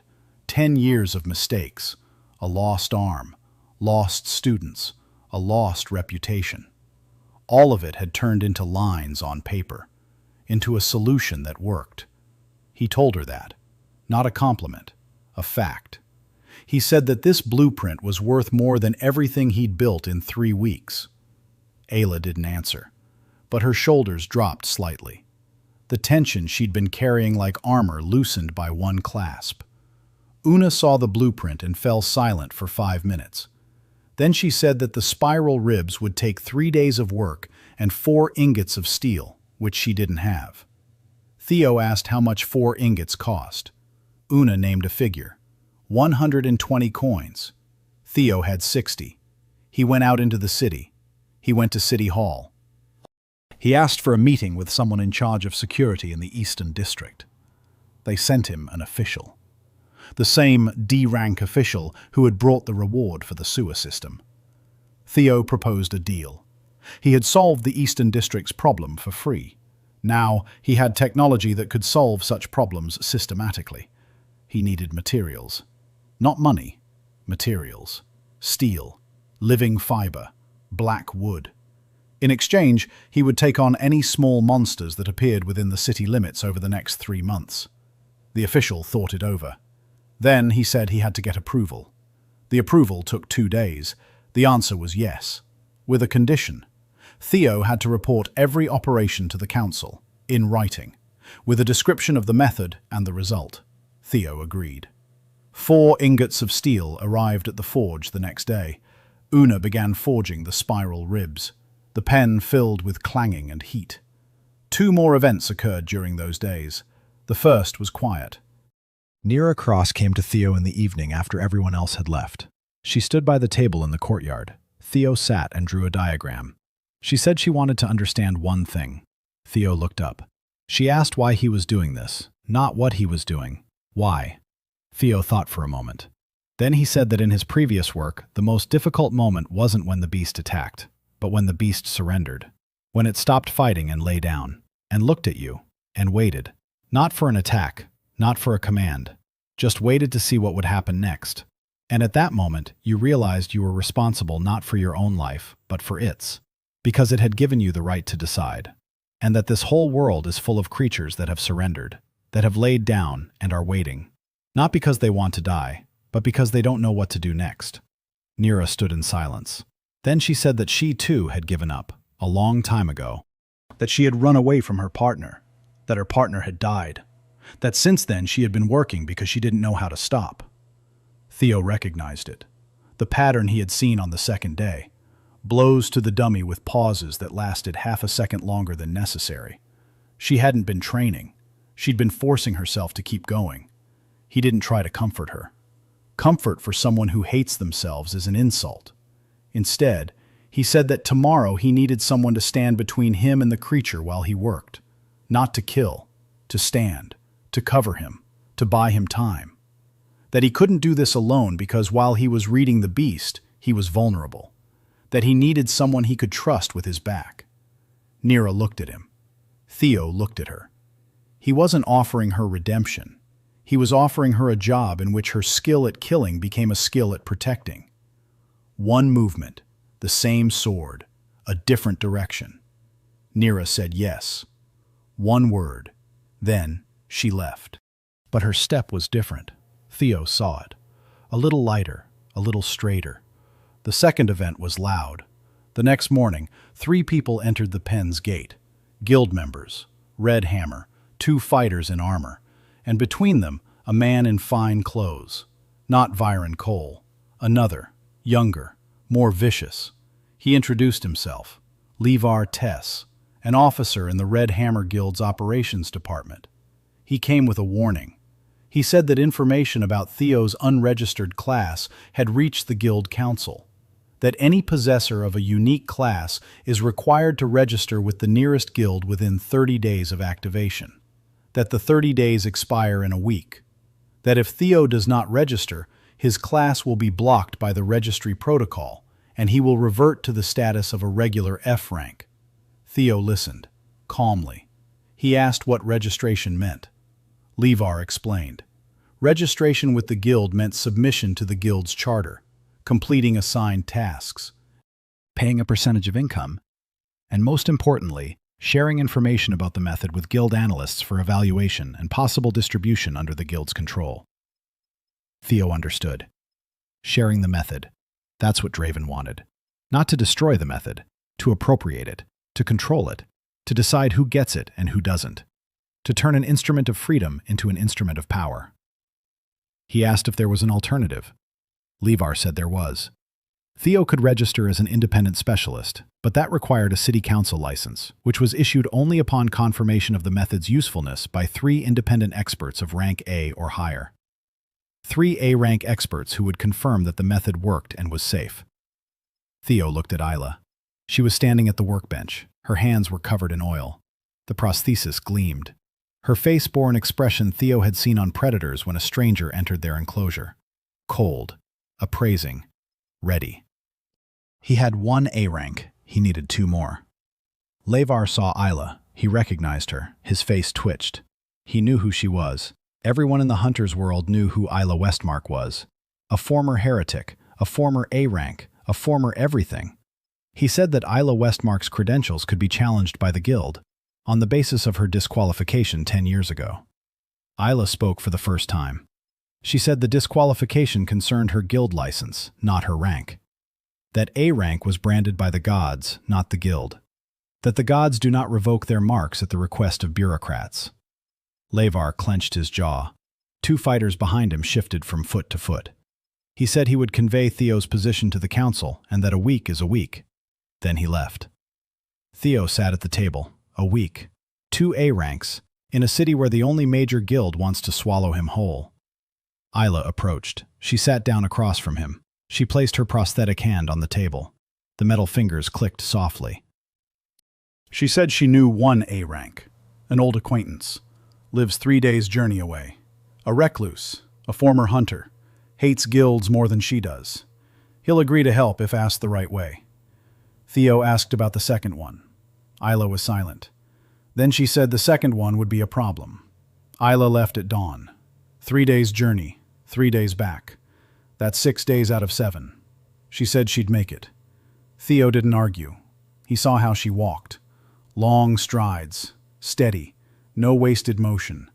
A person accustomed to the road and unafraid of distance. The problem was the second A-rank. There were 4 registered A-ranks in Caldera. 3 belonged to the Red Hammer Guild. The 4th was Isla, who wasn't registered. According to the archivist, 2 more lived outside the city walls within a 3-day radius. One was the one Isla had gone after. The second was dead, killed on a hunt 2 months ago. Theo sat at the table in his options. They all led to a dead end. The only way out was the one he didn't want to use. To ask one of the guild's A-ranks. Someone who would go against their guildmaster. That was impossible. Or nearly impossible. Minsu sat beside him, silently. Then she said one thing. She said that the rules mentioned 3 experts of rank A or higher, not lower. That meant A or higher. Above A was only S. Theo looked at her. S rank. The only S rank he knew was Kale Draven, the man who wanted to devour him. Minsu shook her head. Not Draven. She said there was another. Rognar Vale. Theo froze. Rognar. The squad commander who found him in the ravine. Rognar was S rank, Theo remembered. The mark on his chest. He'd seen it on the first night, but it was dark and dirty, and he hadn't made it out clearly. Then he didn't pay it any mind. Rognar didn't act like an S rank. He didn't act like Draven, who made the air buzz. Rognar was quiet, heavy, tired. Like an old dog guarding the yard, not because he wants to, but because he doesn't know how to do anything else. Theo walked toward the barracks. Rognar was in the yard. He was sharpening his sword. A huge two-handed sword that weighed more than Theo. He sharpened it slowly, methodically, like a ritual. Theo sat down across from him. Rognar didn't look up. Theo asked directly. He asked him to serve as an expert witness for the license. Rognar stopped the whetstone. He looked at Theo with his one eye. Then he asked if Theo understood what he was asking. That if Rognar signed the expert report against Draven's position, it would mean that an S rank was going against an S rank. That this wasn't just a piece of paper, it was a declaration of war. Theo said he knew. Rognar asked why he needed this. Theo said that in a week the guild would take his method, put it on a shelf, or give it to whoever they wanted. And the people in his group. Thorn with one hand, Cell with no future. Mira with nowhere to go. They'll be left with nothing. Because the guild doesn't train F ranks, E ranks, or unranked fighters. The guild trains those with a higher rank. Rognar listened. His one eye remained fixed. Theo said one more thing. He said that Rognar had been cutting down the Unconquerables for 20 years and losing men. That Theo's method doesn't replace the sword. It offers another choice. Not instead, in addition. That a soldier with two tools lives longer than a soldier with one. Rognar was silent for a minute. 2. Then he went back to sharpening his sword. Theo thought that was a refusal. He stood up. He walked toward the exit. Rognar called after him that he'd come on Friday, that he'd sign, but that Theo would owe him. Not money, work. Someday he'd ask Theo to subdue something his squad couldn't cut down. And Theo would come. No questions asked. Theo stopped, turned around, nodded, went back into the pen. 5 days passed in work. Theo used every hour. Una forged spiral ribs for Ayla's trap. Theo taught Sella and Thorn. Every day. Theory in the morning. The 4 factors. Heat, food, safety, territory. How to track, how to read, how to listen. Practice in the afternoon. They went beyond the city walls, to the river, to the forest. They found the tracks of small animals. Minsu read the tracks. Theo read the behavior. Sella took notes. Thorn built small traps with one hand. Better every time. More precise every time. Nira walked with them. She stood between Theo and the forest, between him and whatever might come out, hand on her sword, eyes all around. She no longer trained on a dummy. She trained in the field. And the pauses between sequences of movements disappeared. On the 3rd day, a report came from the sewers of the western quarter. 2 slugs, small ones, F rank. They'd clogged the drain. The water was rising. Theo went. He took Thorn with him, for the first time. Thorn went down into the sewers with a noose trap. 1 hand, 1 tool. Theo stood 10 meters away and read the profile. The slugs were primitive, territorial but weak, afraid of light. He told Thorn where to set the trap. Thorn set it. Theo lit the crystal. The light fell on the slugs. They darted away from the light, into the trap. The loop tightened. Thorn pulled them to the surface. 20 minutes of work. Thorn stood over the 2 captured slugs and looked at them. Then at his left hand. Then at his right, which hung by his side. And for the first time in all the time Theo had known him, he smiled. On the 6th day, Ayla returned. Not alone. A man walked with her. An old man, a very old man, bent like a tree that had grown against the wind its whole life. A white beard down to his waist, simple clothes, a staff in his hand, a seal on his chest. An A, dull, almost faded, but an A. His name was Goran West.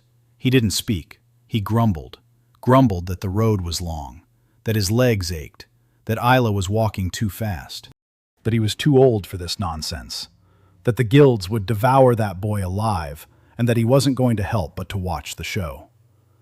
Isla walked beside him, patiently.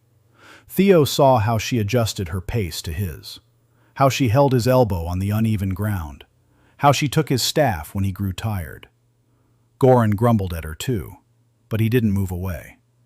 Theo showed him the pen, the structures, the blueprints. He explained the method. Goran listened in silence. Then he walked around the yard. He touched the trap. He tugged at the ropes. He tapped the steel ribs of the frame with his staff. Then he sat down on the bench and closed his eyes. Theo thought he had fallen asleep, but Goran spoke, quietly. He said that 60 years ago, when he was starting out as a hunter, an old master had told him one thing. He said that a hunter who understands the beast is worth 10 who understand only the sword. Goran said that over 60 years he had forgotten those words, but now he remembered. He opened his eyes. He looked at Theo. He said he would sign. The registration took place at City Hall. The room was small, a table, 3 chairs for the officials, 1 seat for the applicant, an official with a seal.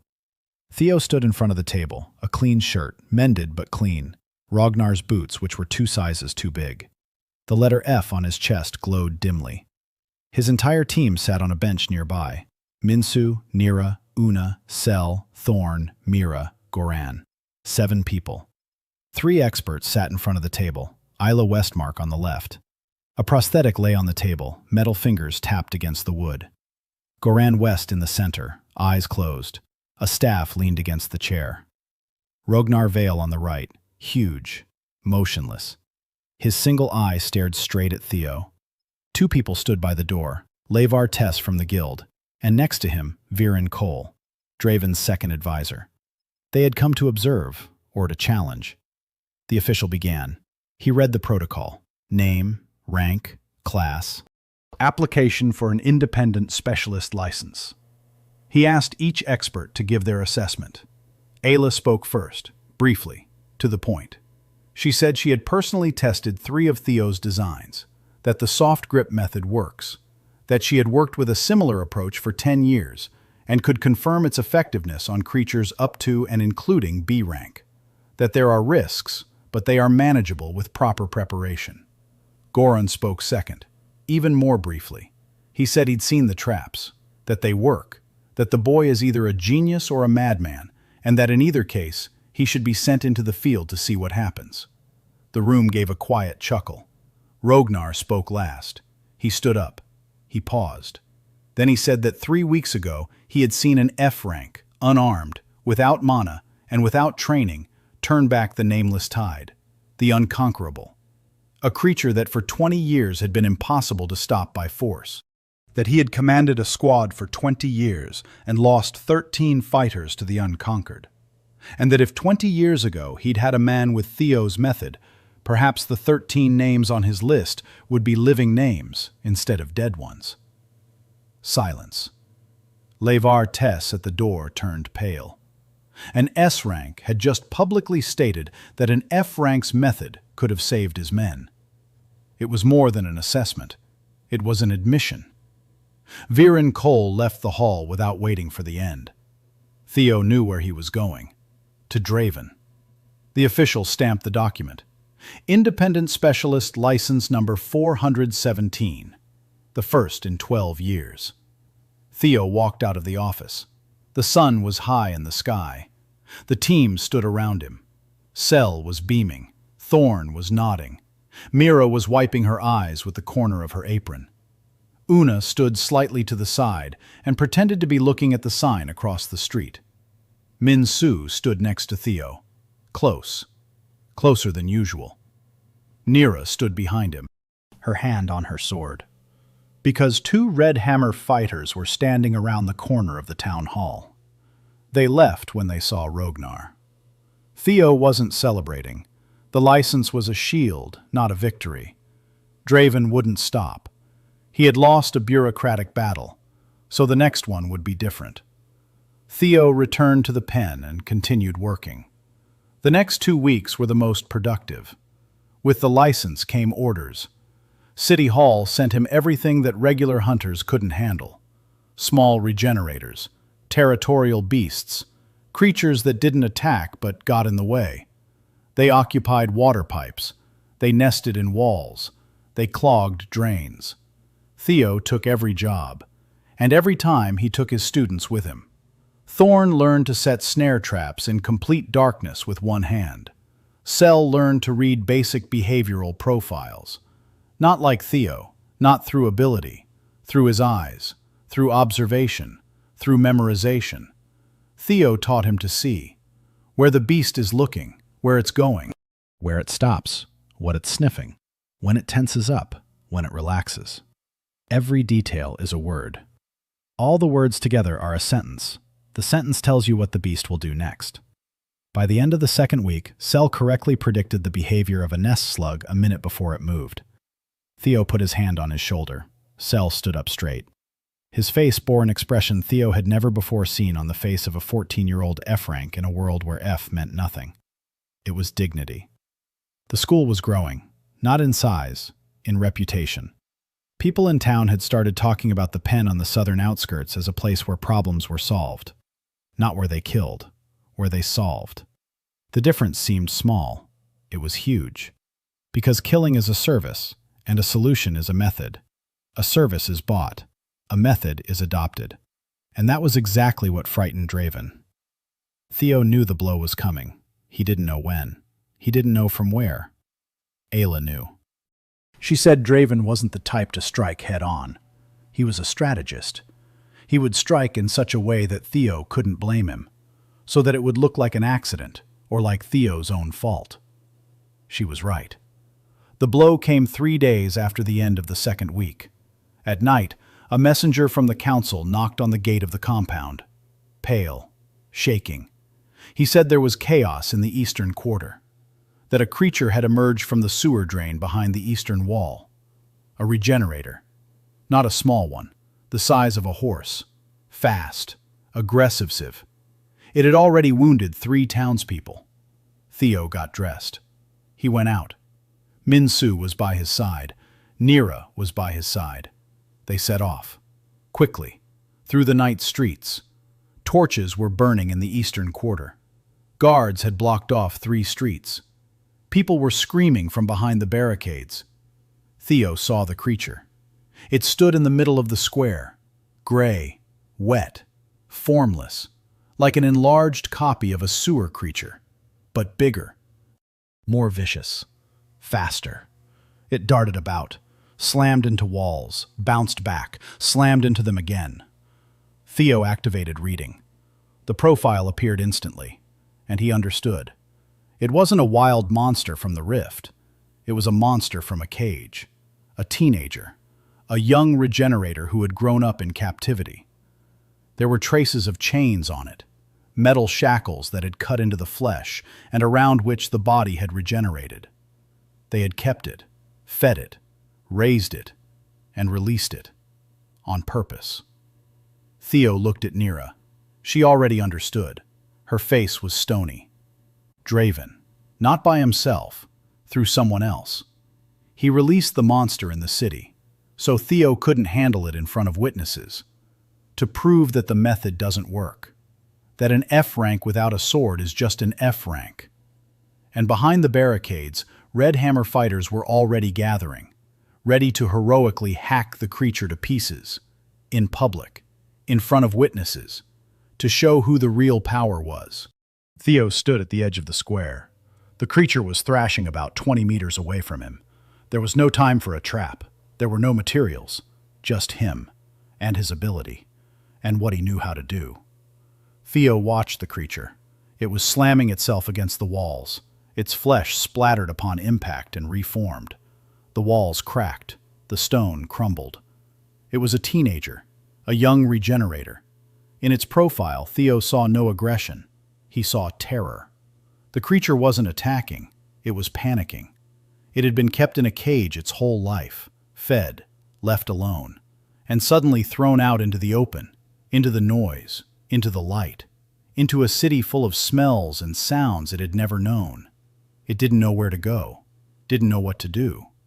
It darted about like an animal seeing open space for the first time and unable to process it. Behind the barricades stood Red Hammer fighters, 5 of them, B ranks, swords at the ready. They were waiting. Waiting for a command, or waiting until the situation became dire enough that their arrival would look like a rescue. The crowd was growing. People watched from behind the barricades, from windows, from rooftops. Torches were burning. The city was watching.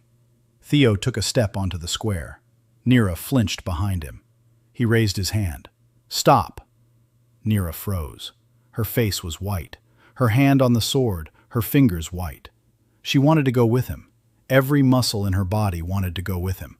But he said stop, and she stood still, because she trusted him. Theo walked across the square, slowly, each step soft, weight distributed, no sudden movements, no sounds. The creature noticed him. It turned. Its false eyes blinked all at once. The profile updated in Theo's mind. Fear. Maximum. Tactile navigation. Vibrations in the ground. The sound of a voice is perceived as a threat if loud. Silence is perceived as safety. Thermal dependence. Seeks warmth. Accustomed to the warmth of a cell. It's cold here. The stone is cold. It's freezing. That's why it's thrashing about. Not out of anger, out of cold and fear. Theo stopped 10 meters away. He dropped to his knees. He placed his palms on the stone. The stone was cold. Nighttime. The creature stared at him with false eyes. It didn't move. Theo spoke, quietly. Not to the creature, for the crowd. He was reading the beast aloud, in front of the whole city. He said it was a teenager, that it had been raised in captivity, that it bore the marks of chains, that it was cold, that it was afraid, that it wasn't attacking but panicking, that the 3 people it had injured were wounded not by a blow but by a collision. It wasn't striking. It was thrashing about and brushing against them.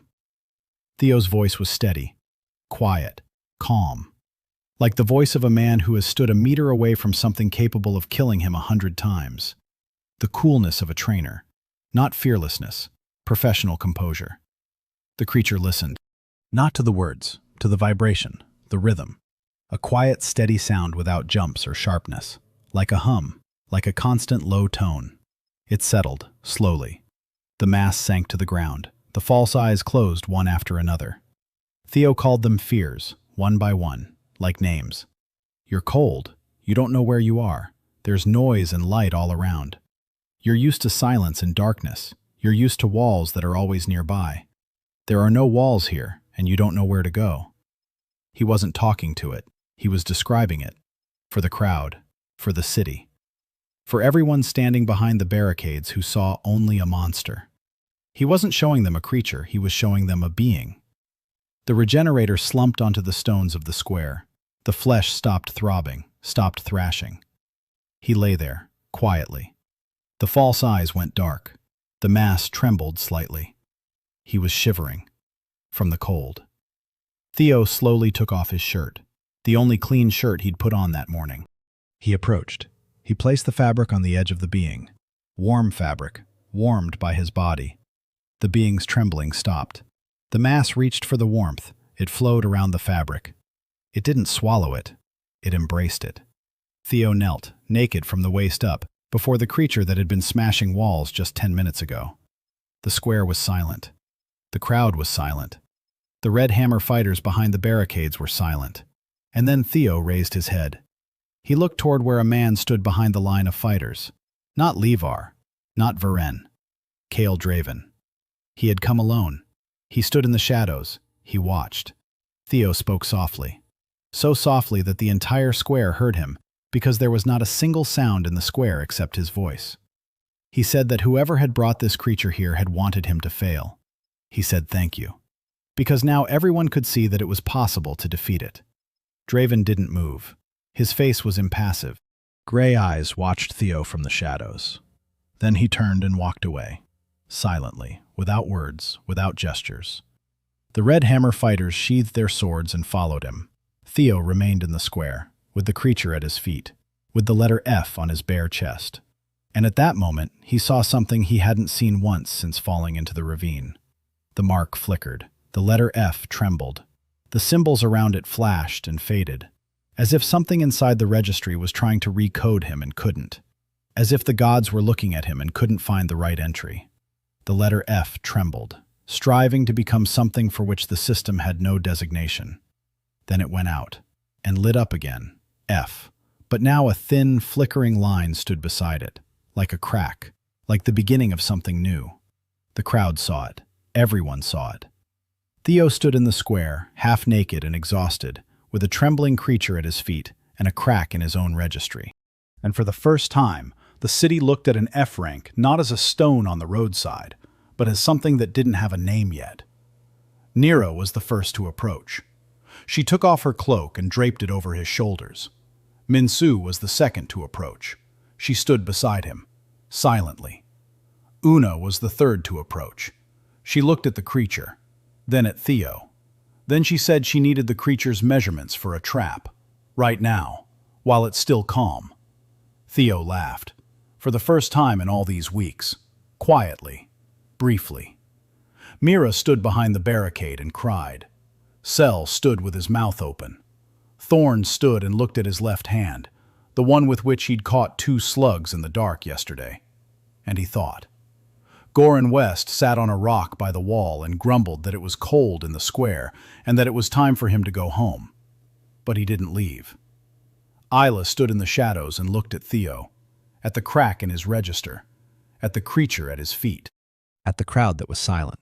And on her face, which for 10 years had known nothing but fatigue and anger, something else appeared. Not a smile, not joy, recognition. She recognized in him the very thing for which she had lost her hand and 10 years of her life. Righteousness, alive, working. Kneeling in the middle of the square in someone else's boots, 2 sizes too big. A year had passed. The taming school stood in the same place, a pen on the southern edge of Caldera. But it had changed. The walls were the same, stone, old. The roof was new. Una had re-roofed it with Thorn in 2 weeks. The courtyard had expanded. Theo had bought the neighboring lot with money from city contracts. Now there were 12 structures in the courtyard.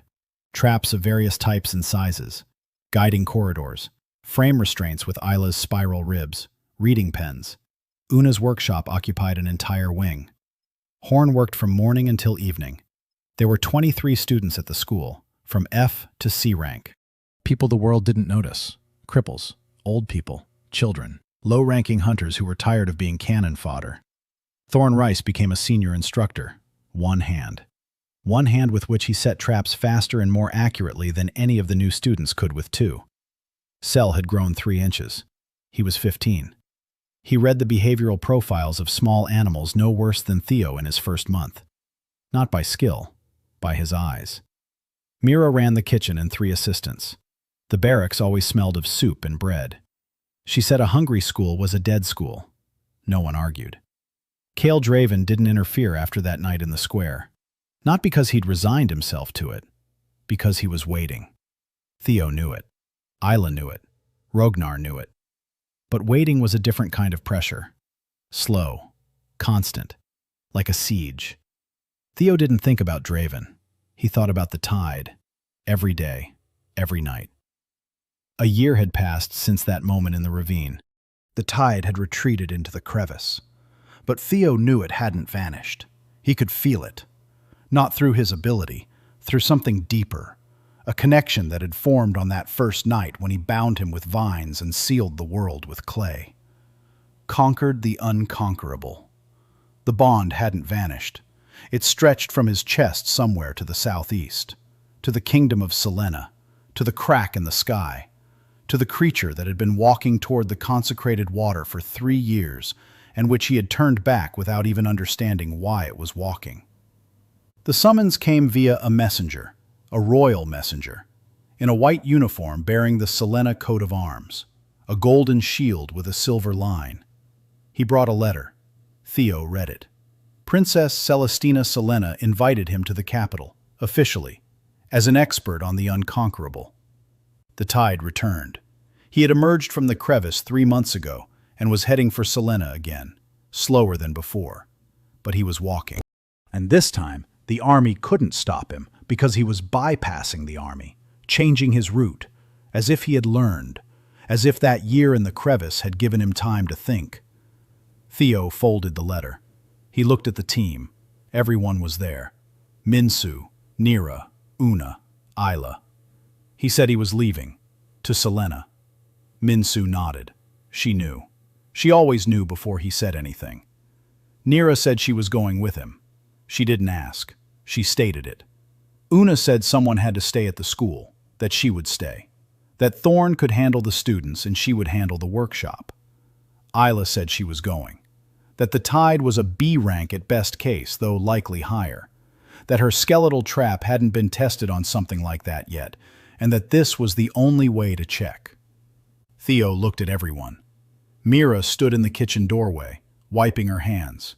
She didn't say anything, but she placed a bag of food for the journey on the table. The journey to Selena took 10 days. Theo, Minsu, Nira, Isla, the 4 of them. They walked. There were no horses. They didn't have enough money for transportation. They walked along the road through the plains, through the forests, through 2 small towns. In every town, Theo saw the same thing. Guards, ranks on their chests, a world measured by numbers. But in every town, he heard something else. Rumors about the school in Caldera, about an F rank who tames monsters. The rumors had overtaken him. Selena was beautiful and ruined. Walls of white stone cracked. Towers intact but empty. Streets wide but half empty. There were people, but few. 3 years of siege. For 3 years the tide had been advancing on the city, and the city had been losing its people.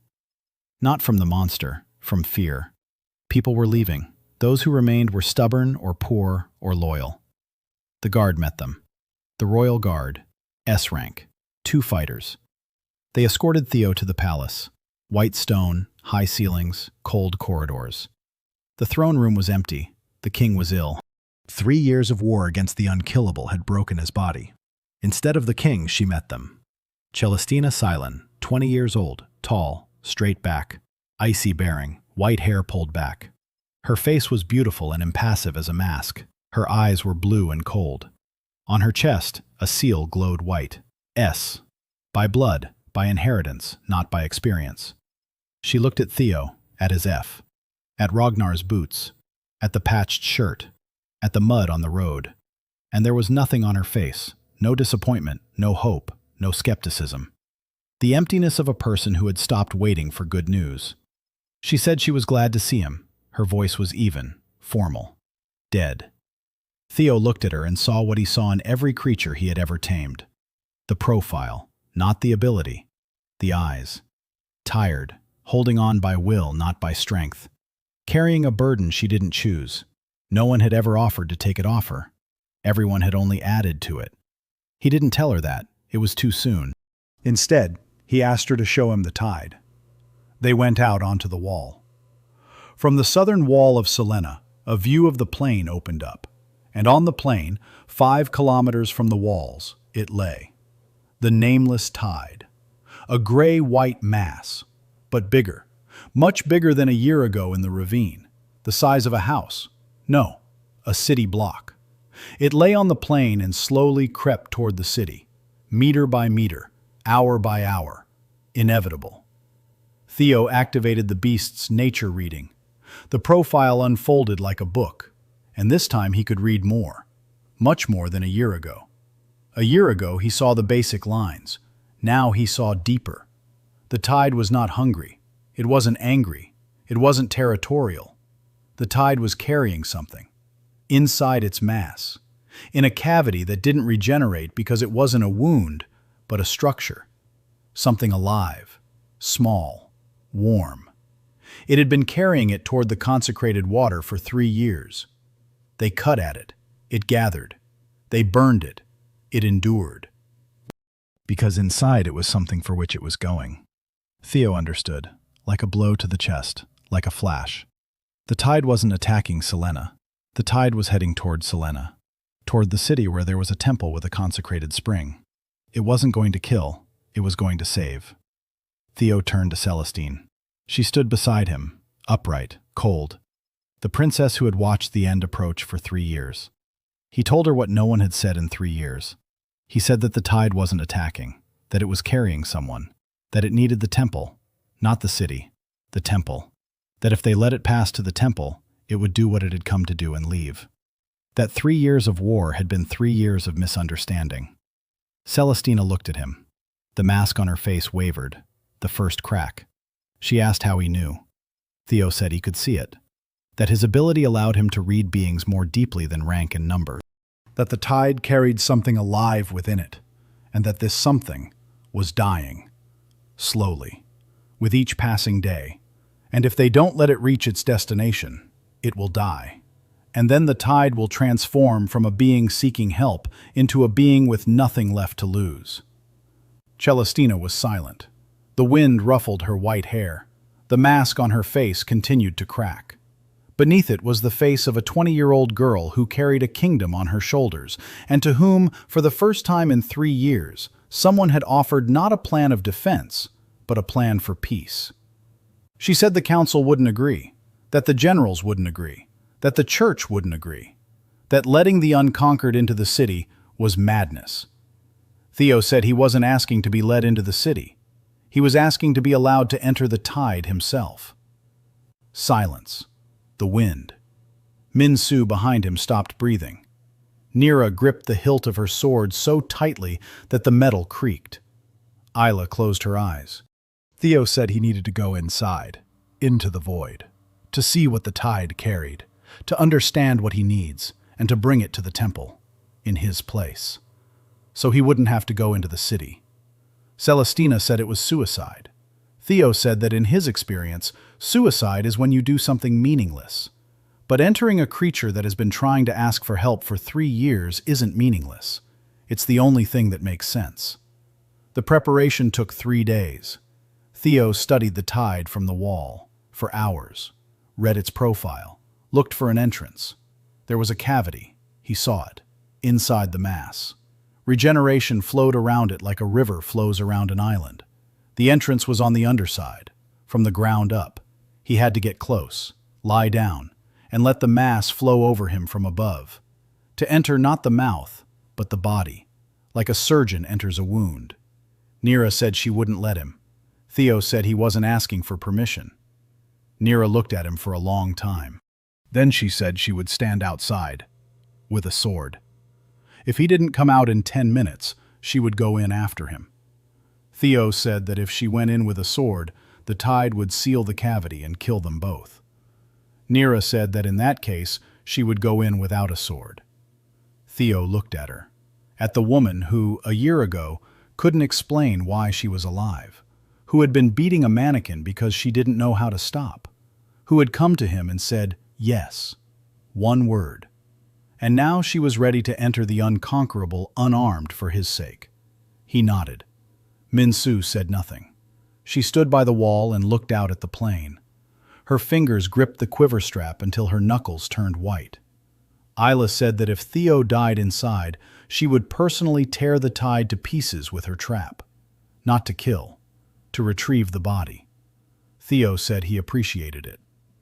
On the morning of the 4th day, he stepped outside the walls, alone. He walked across the plain toward the tide, barefoot, unarmed, unarmored, with the letter F and a crack on his chest. 5 kilometers. He walked for an hour. The tide lay on the ground, huge, silent, its false eyes turned toward him. All at once, Theo approached. He stood before it. He activated reading at full power. The profile unfolded completely, and deep inside, he saw it. A small creature, inside the cavity, bright, warm, alive, dying. It was fading, slowly, with every passing hour. It needed holy water. He needed a temple. He needed help that the tide couldn't ask for because it had no voice. Only a body, huge, indestructible. which for 3 years had carried a dying child to the water that could save him. And for 3 years the world had hacked at it, mistaking its plea for war. Theo lay down on the ground. The tide flowed over him. A mass covered him from above, heavy, warm, alive. He felt regeneration all around him. The flesh flowed around him without constricting him, without crushing him. He was not a threat. He was the one who understood. The cavity opened. Theo crawled inside and saw a tiny creature the size of a human infant, glowing, transparent, with tiny false eyes that were not false but real. It looked at Theo. It was part of the tide, its offspring, sick, dying, 3 years old. Theo picked it up, carefully, in his arms. It was light, warm, weak. It trembled, not from fear, from relief. Theo crawled back out. The tide released him. The mass parted, like hands that had unclenched. He stood on the plain with the creature in his arms. He turned toward the walls of Selena. The entire court stood on the walls. Generals, guards, advisors, the princess, people, hundreds of people. They watched as the weakest man in the world emerged from the Unconquerable, alive, with someone in his arms. Theo carried him toward the walls. His legs were shaking. His arms held on. The tide behind him lay on the ground and did not move. For the first time in 3 years, he stopped walking. Because his burden was in the arms of the one who understood. The gates opened. Theo entered the city. The guards parted. The people parted. He walked through the streets of Selena barefoot, carrying the creature in his arms. Toward the temple. White stone, tall columns, a consecrated spring in the center of the hall. The water was clear and warm. He lowered the creature into the water. It sank. A light flashed, bright, blinding. The water bubbled. The creature absorbed it. It grew. It changed. The false eyes became real. The body took shape. It was healing. Theo stood knee-deep in the consecrated water and watched. Behind him stood Celestina. The mask on her face had vanished. Beneath it was the face of a 20-year-old girl who was crying, quietly, silently. For the first time in 3 years, someone had solved her problem not with a sword, but with understanding. And for the first time in 3 years, she allowed herself not to be strong. On the city walls, people saw how the tide on the plain began to recede, slowly. It was leaving, not because it had been driven away, because its burden was safe. 3 years of siege had ended, not with a battle, not with a heroic strike, but because one person had thought to ask. That evening, Theo sat on the wall of Selena. His legs dangled over the abyss. Minsu sat beside him, shoulder to shoulder. For the first time, without any distance between them. Nira stood behind him. Her hand wasn't on her sword, just by his side. Ayla sat a little further away. Her prosthetic lay on a rock. She was looking out at the plain where the tide was receding toward the horizon. Her face bore a calmness that Theo had never seen in all the time he'd known her. Celestina approached. She stood beside him, not like a princess, like a human being. She said that the church had already declared him a heretic, that the generals were in shock, that the advisors were demanding explanations, that the world wasn't ready for what had happened. Theo said that the world is never ready, that readiness isn't a condition, but a consequence. First, someone acts. Then the world gets used to it. Celestina was silent. Then she sat down next to him, on the wall. Her legs dangled. Her posture was still straight, but a little softer, by 1 degree. Theo looked at the horizon. A crack in the sky glowed crimson. A rift. Another one. They were opening more often, and more was coming through them. The world wasn't getting any safer, but something new had appeared in it.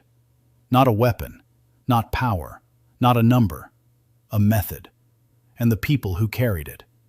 The school in Caldera, 23 students. Thorn, who sets traps with one hand. Cell, who reads animals with her eyes. Mira, who feeds everyone. Una, who forges things that didn't exist before. Goran, who grumbles but doesn't leave. And the team by his side. Minsu, who sees what he doesn't. Nira, who stands between him and death. Ayla, who had been walking toward this day for 10 years. Celestina, who took off her mask for the first time.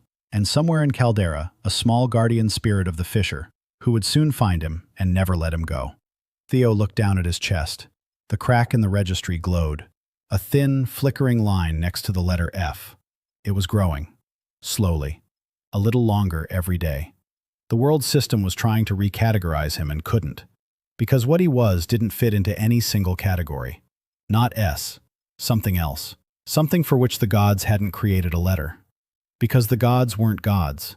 They weren't the ones burning the registries. They weren't the ones opening the rifts. The world was someone's cage, a nature reserve, an experiment. And Theo hadn't been dragged here by accident. He had been chosen, like a trainer for the nature reserve. Only he had started not to repair the cage, but to open it. And the one who hired him had already noticed this. Theo looked at the crack in the sky and the crack in his chest. 2 cracks. One in the world, one in the system. Both were growing. He didn't know what would happen next. Didn't know who built this world or why. Didn't know what would emerge from the next rift. Didn't know if his method would work on whatever truly wanted to kill, if such a thing existed. But he knew one thing. He wasn't alone. And that changed everything. Minsu turned her head slightly and looked at him. He looked back. She didn't look away. For the first time. The wind carried the scent of holy water from the temple. Down in the city, lights were coming on. 3 years of darkness were ending. And somewhere far beyond the horizon, for the first time in 1,000 days, the nameless tide was moving not toward people, but away from them. Not because it had been driven away, because it had been heard.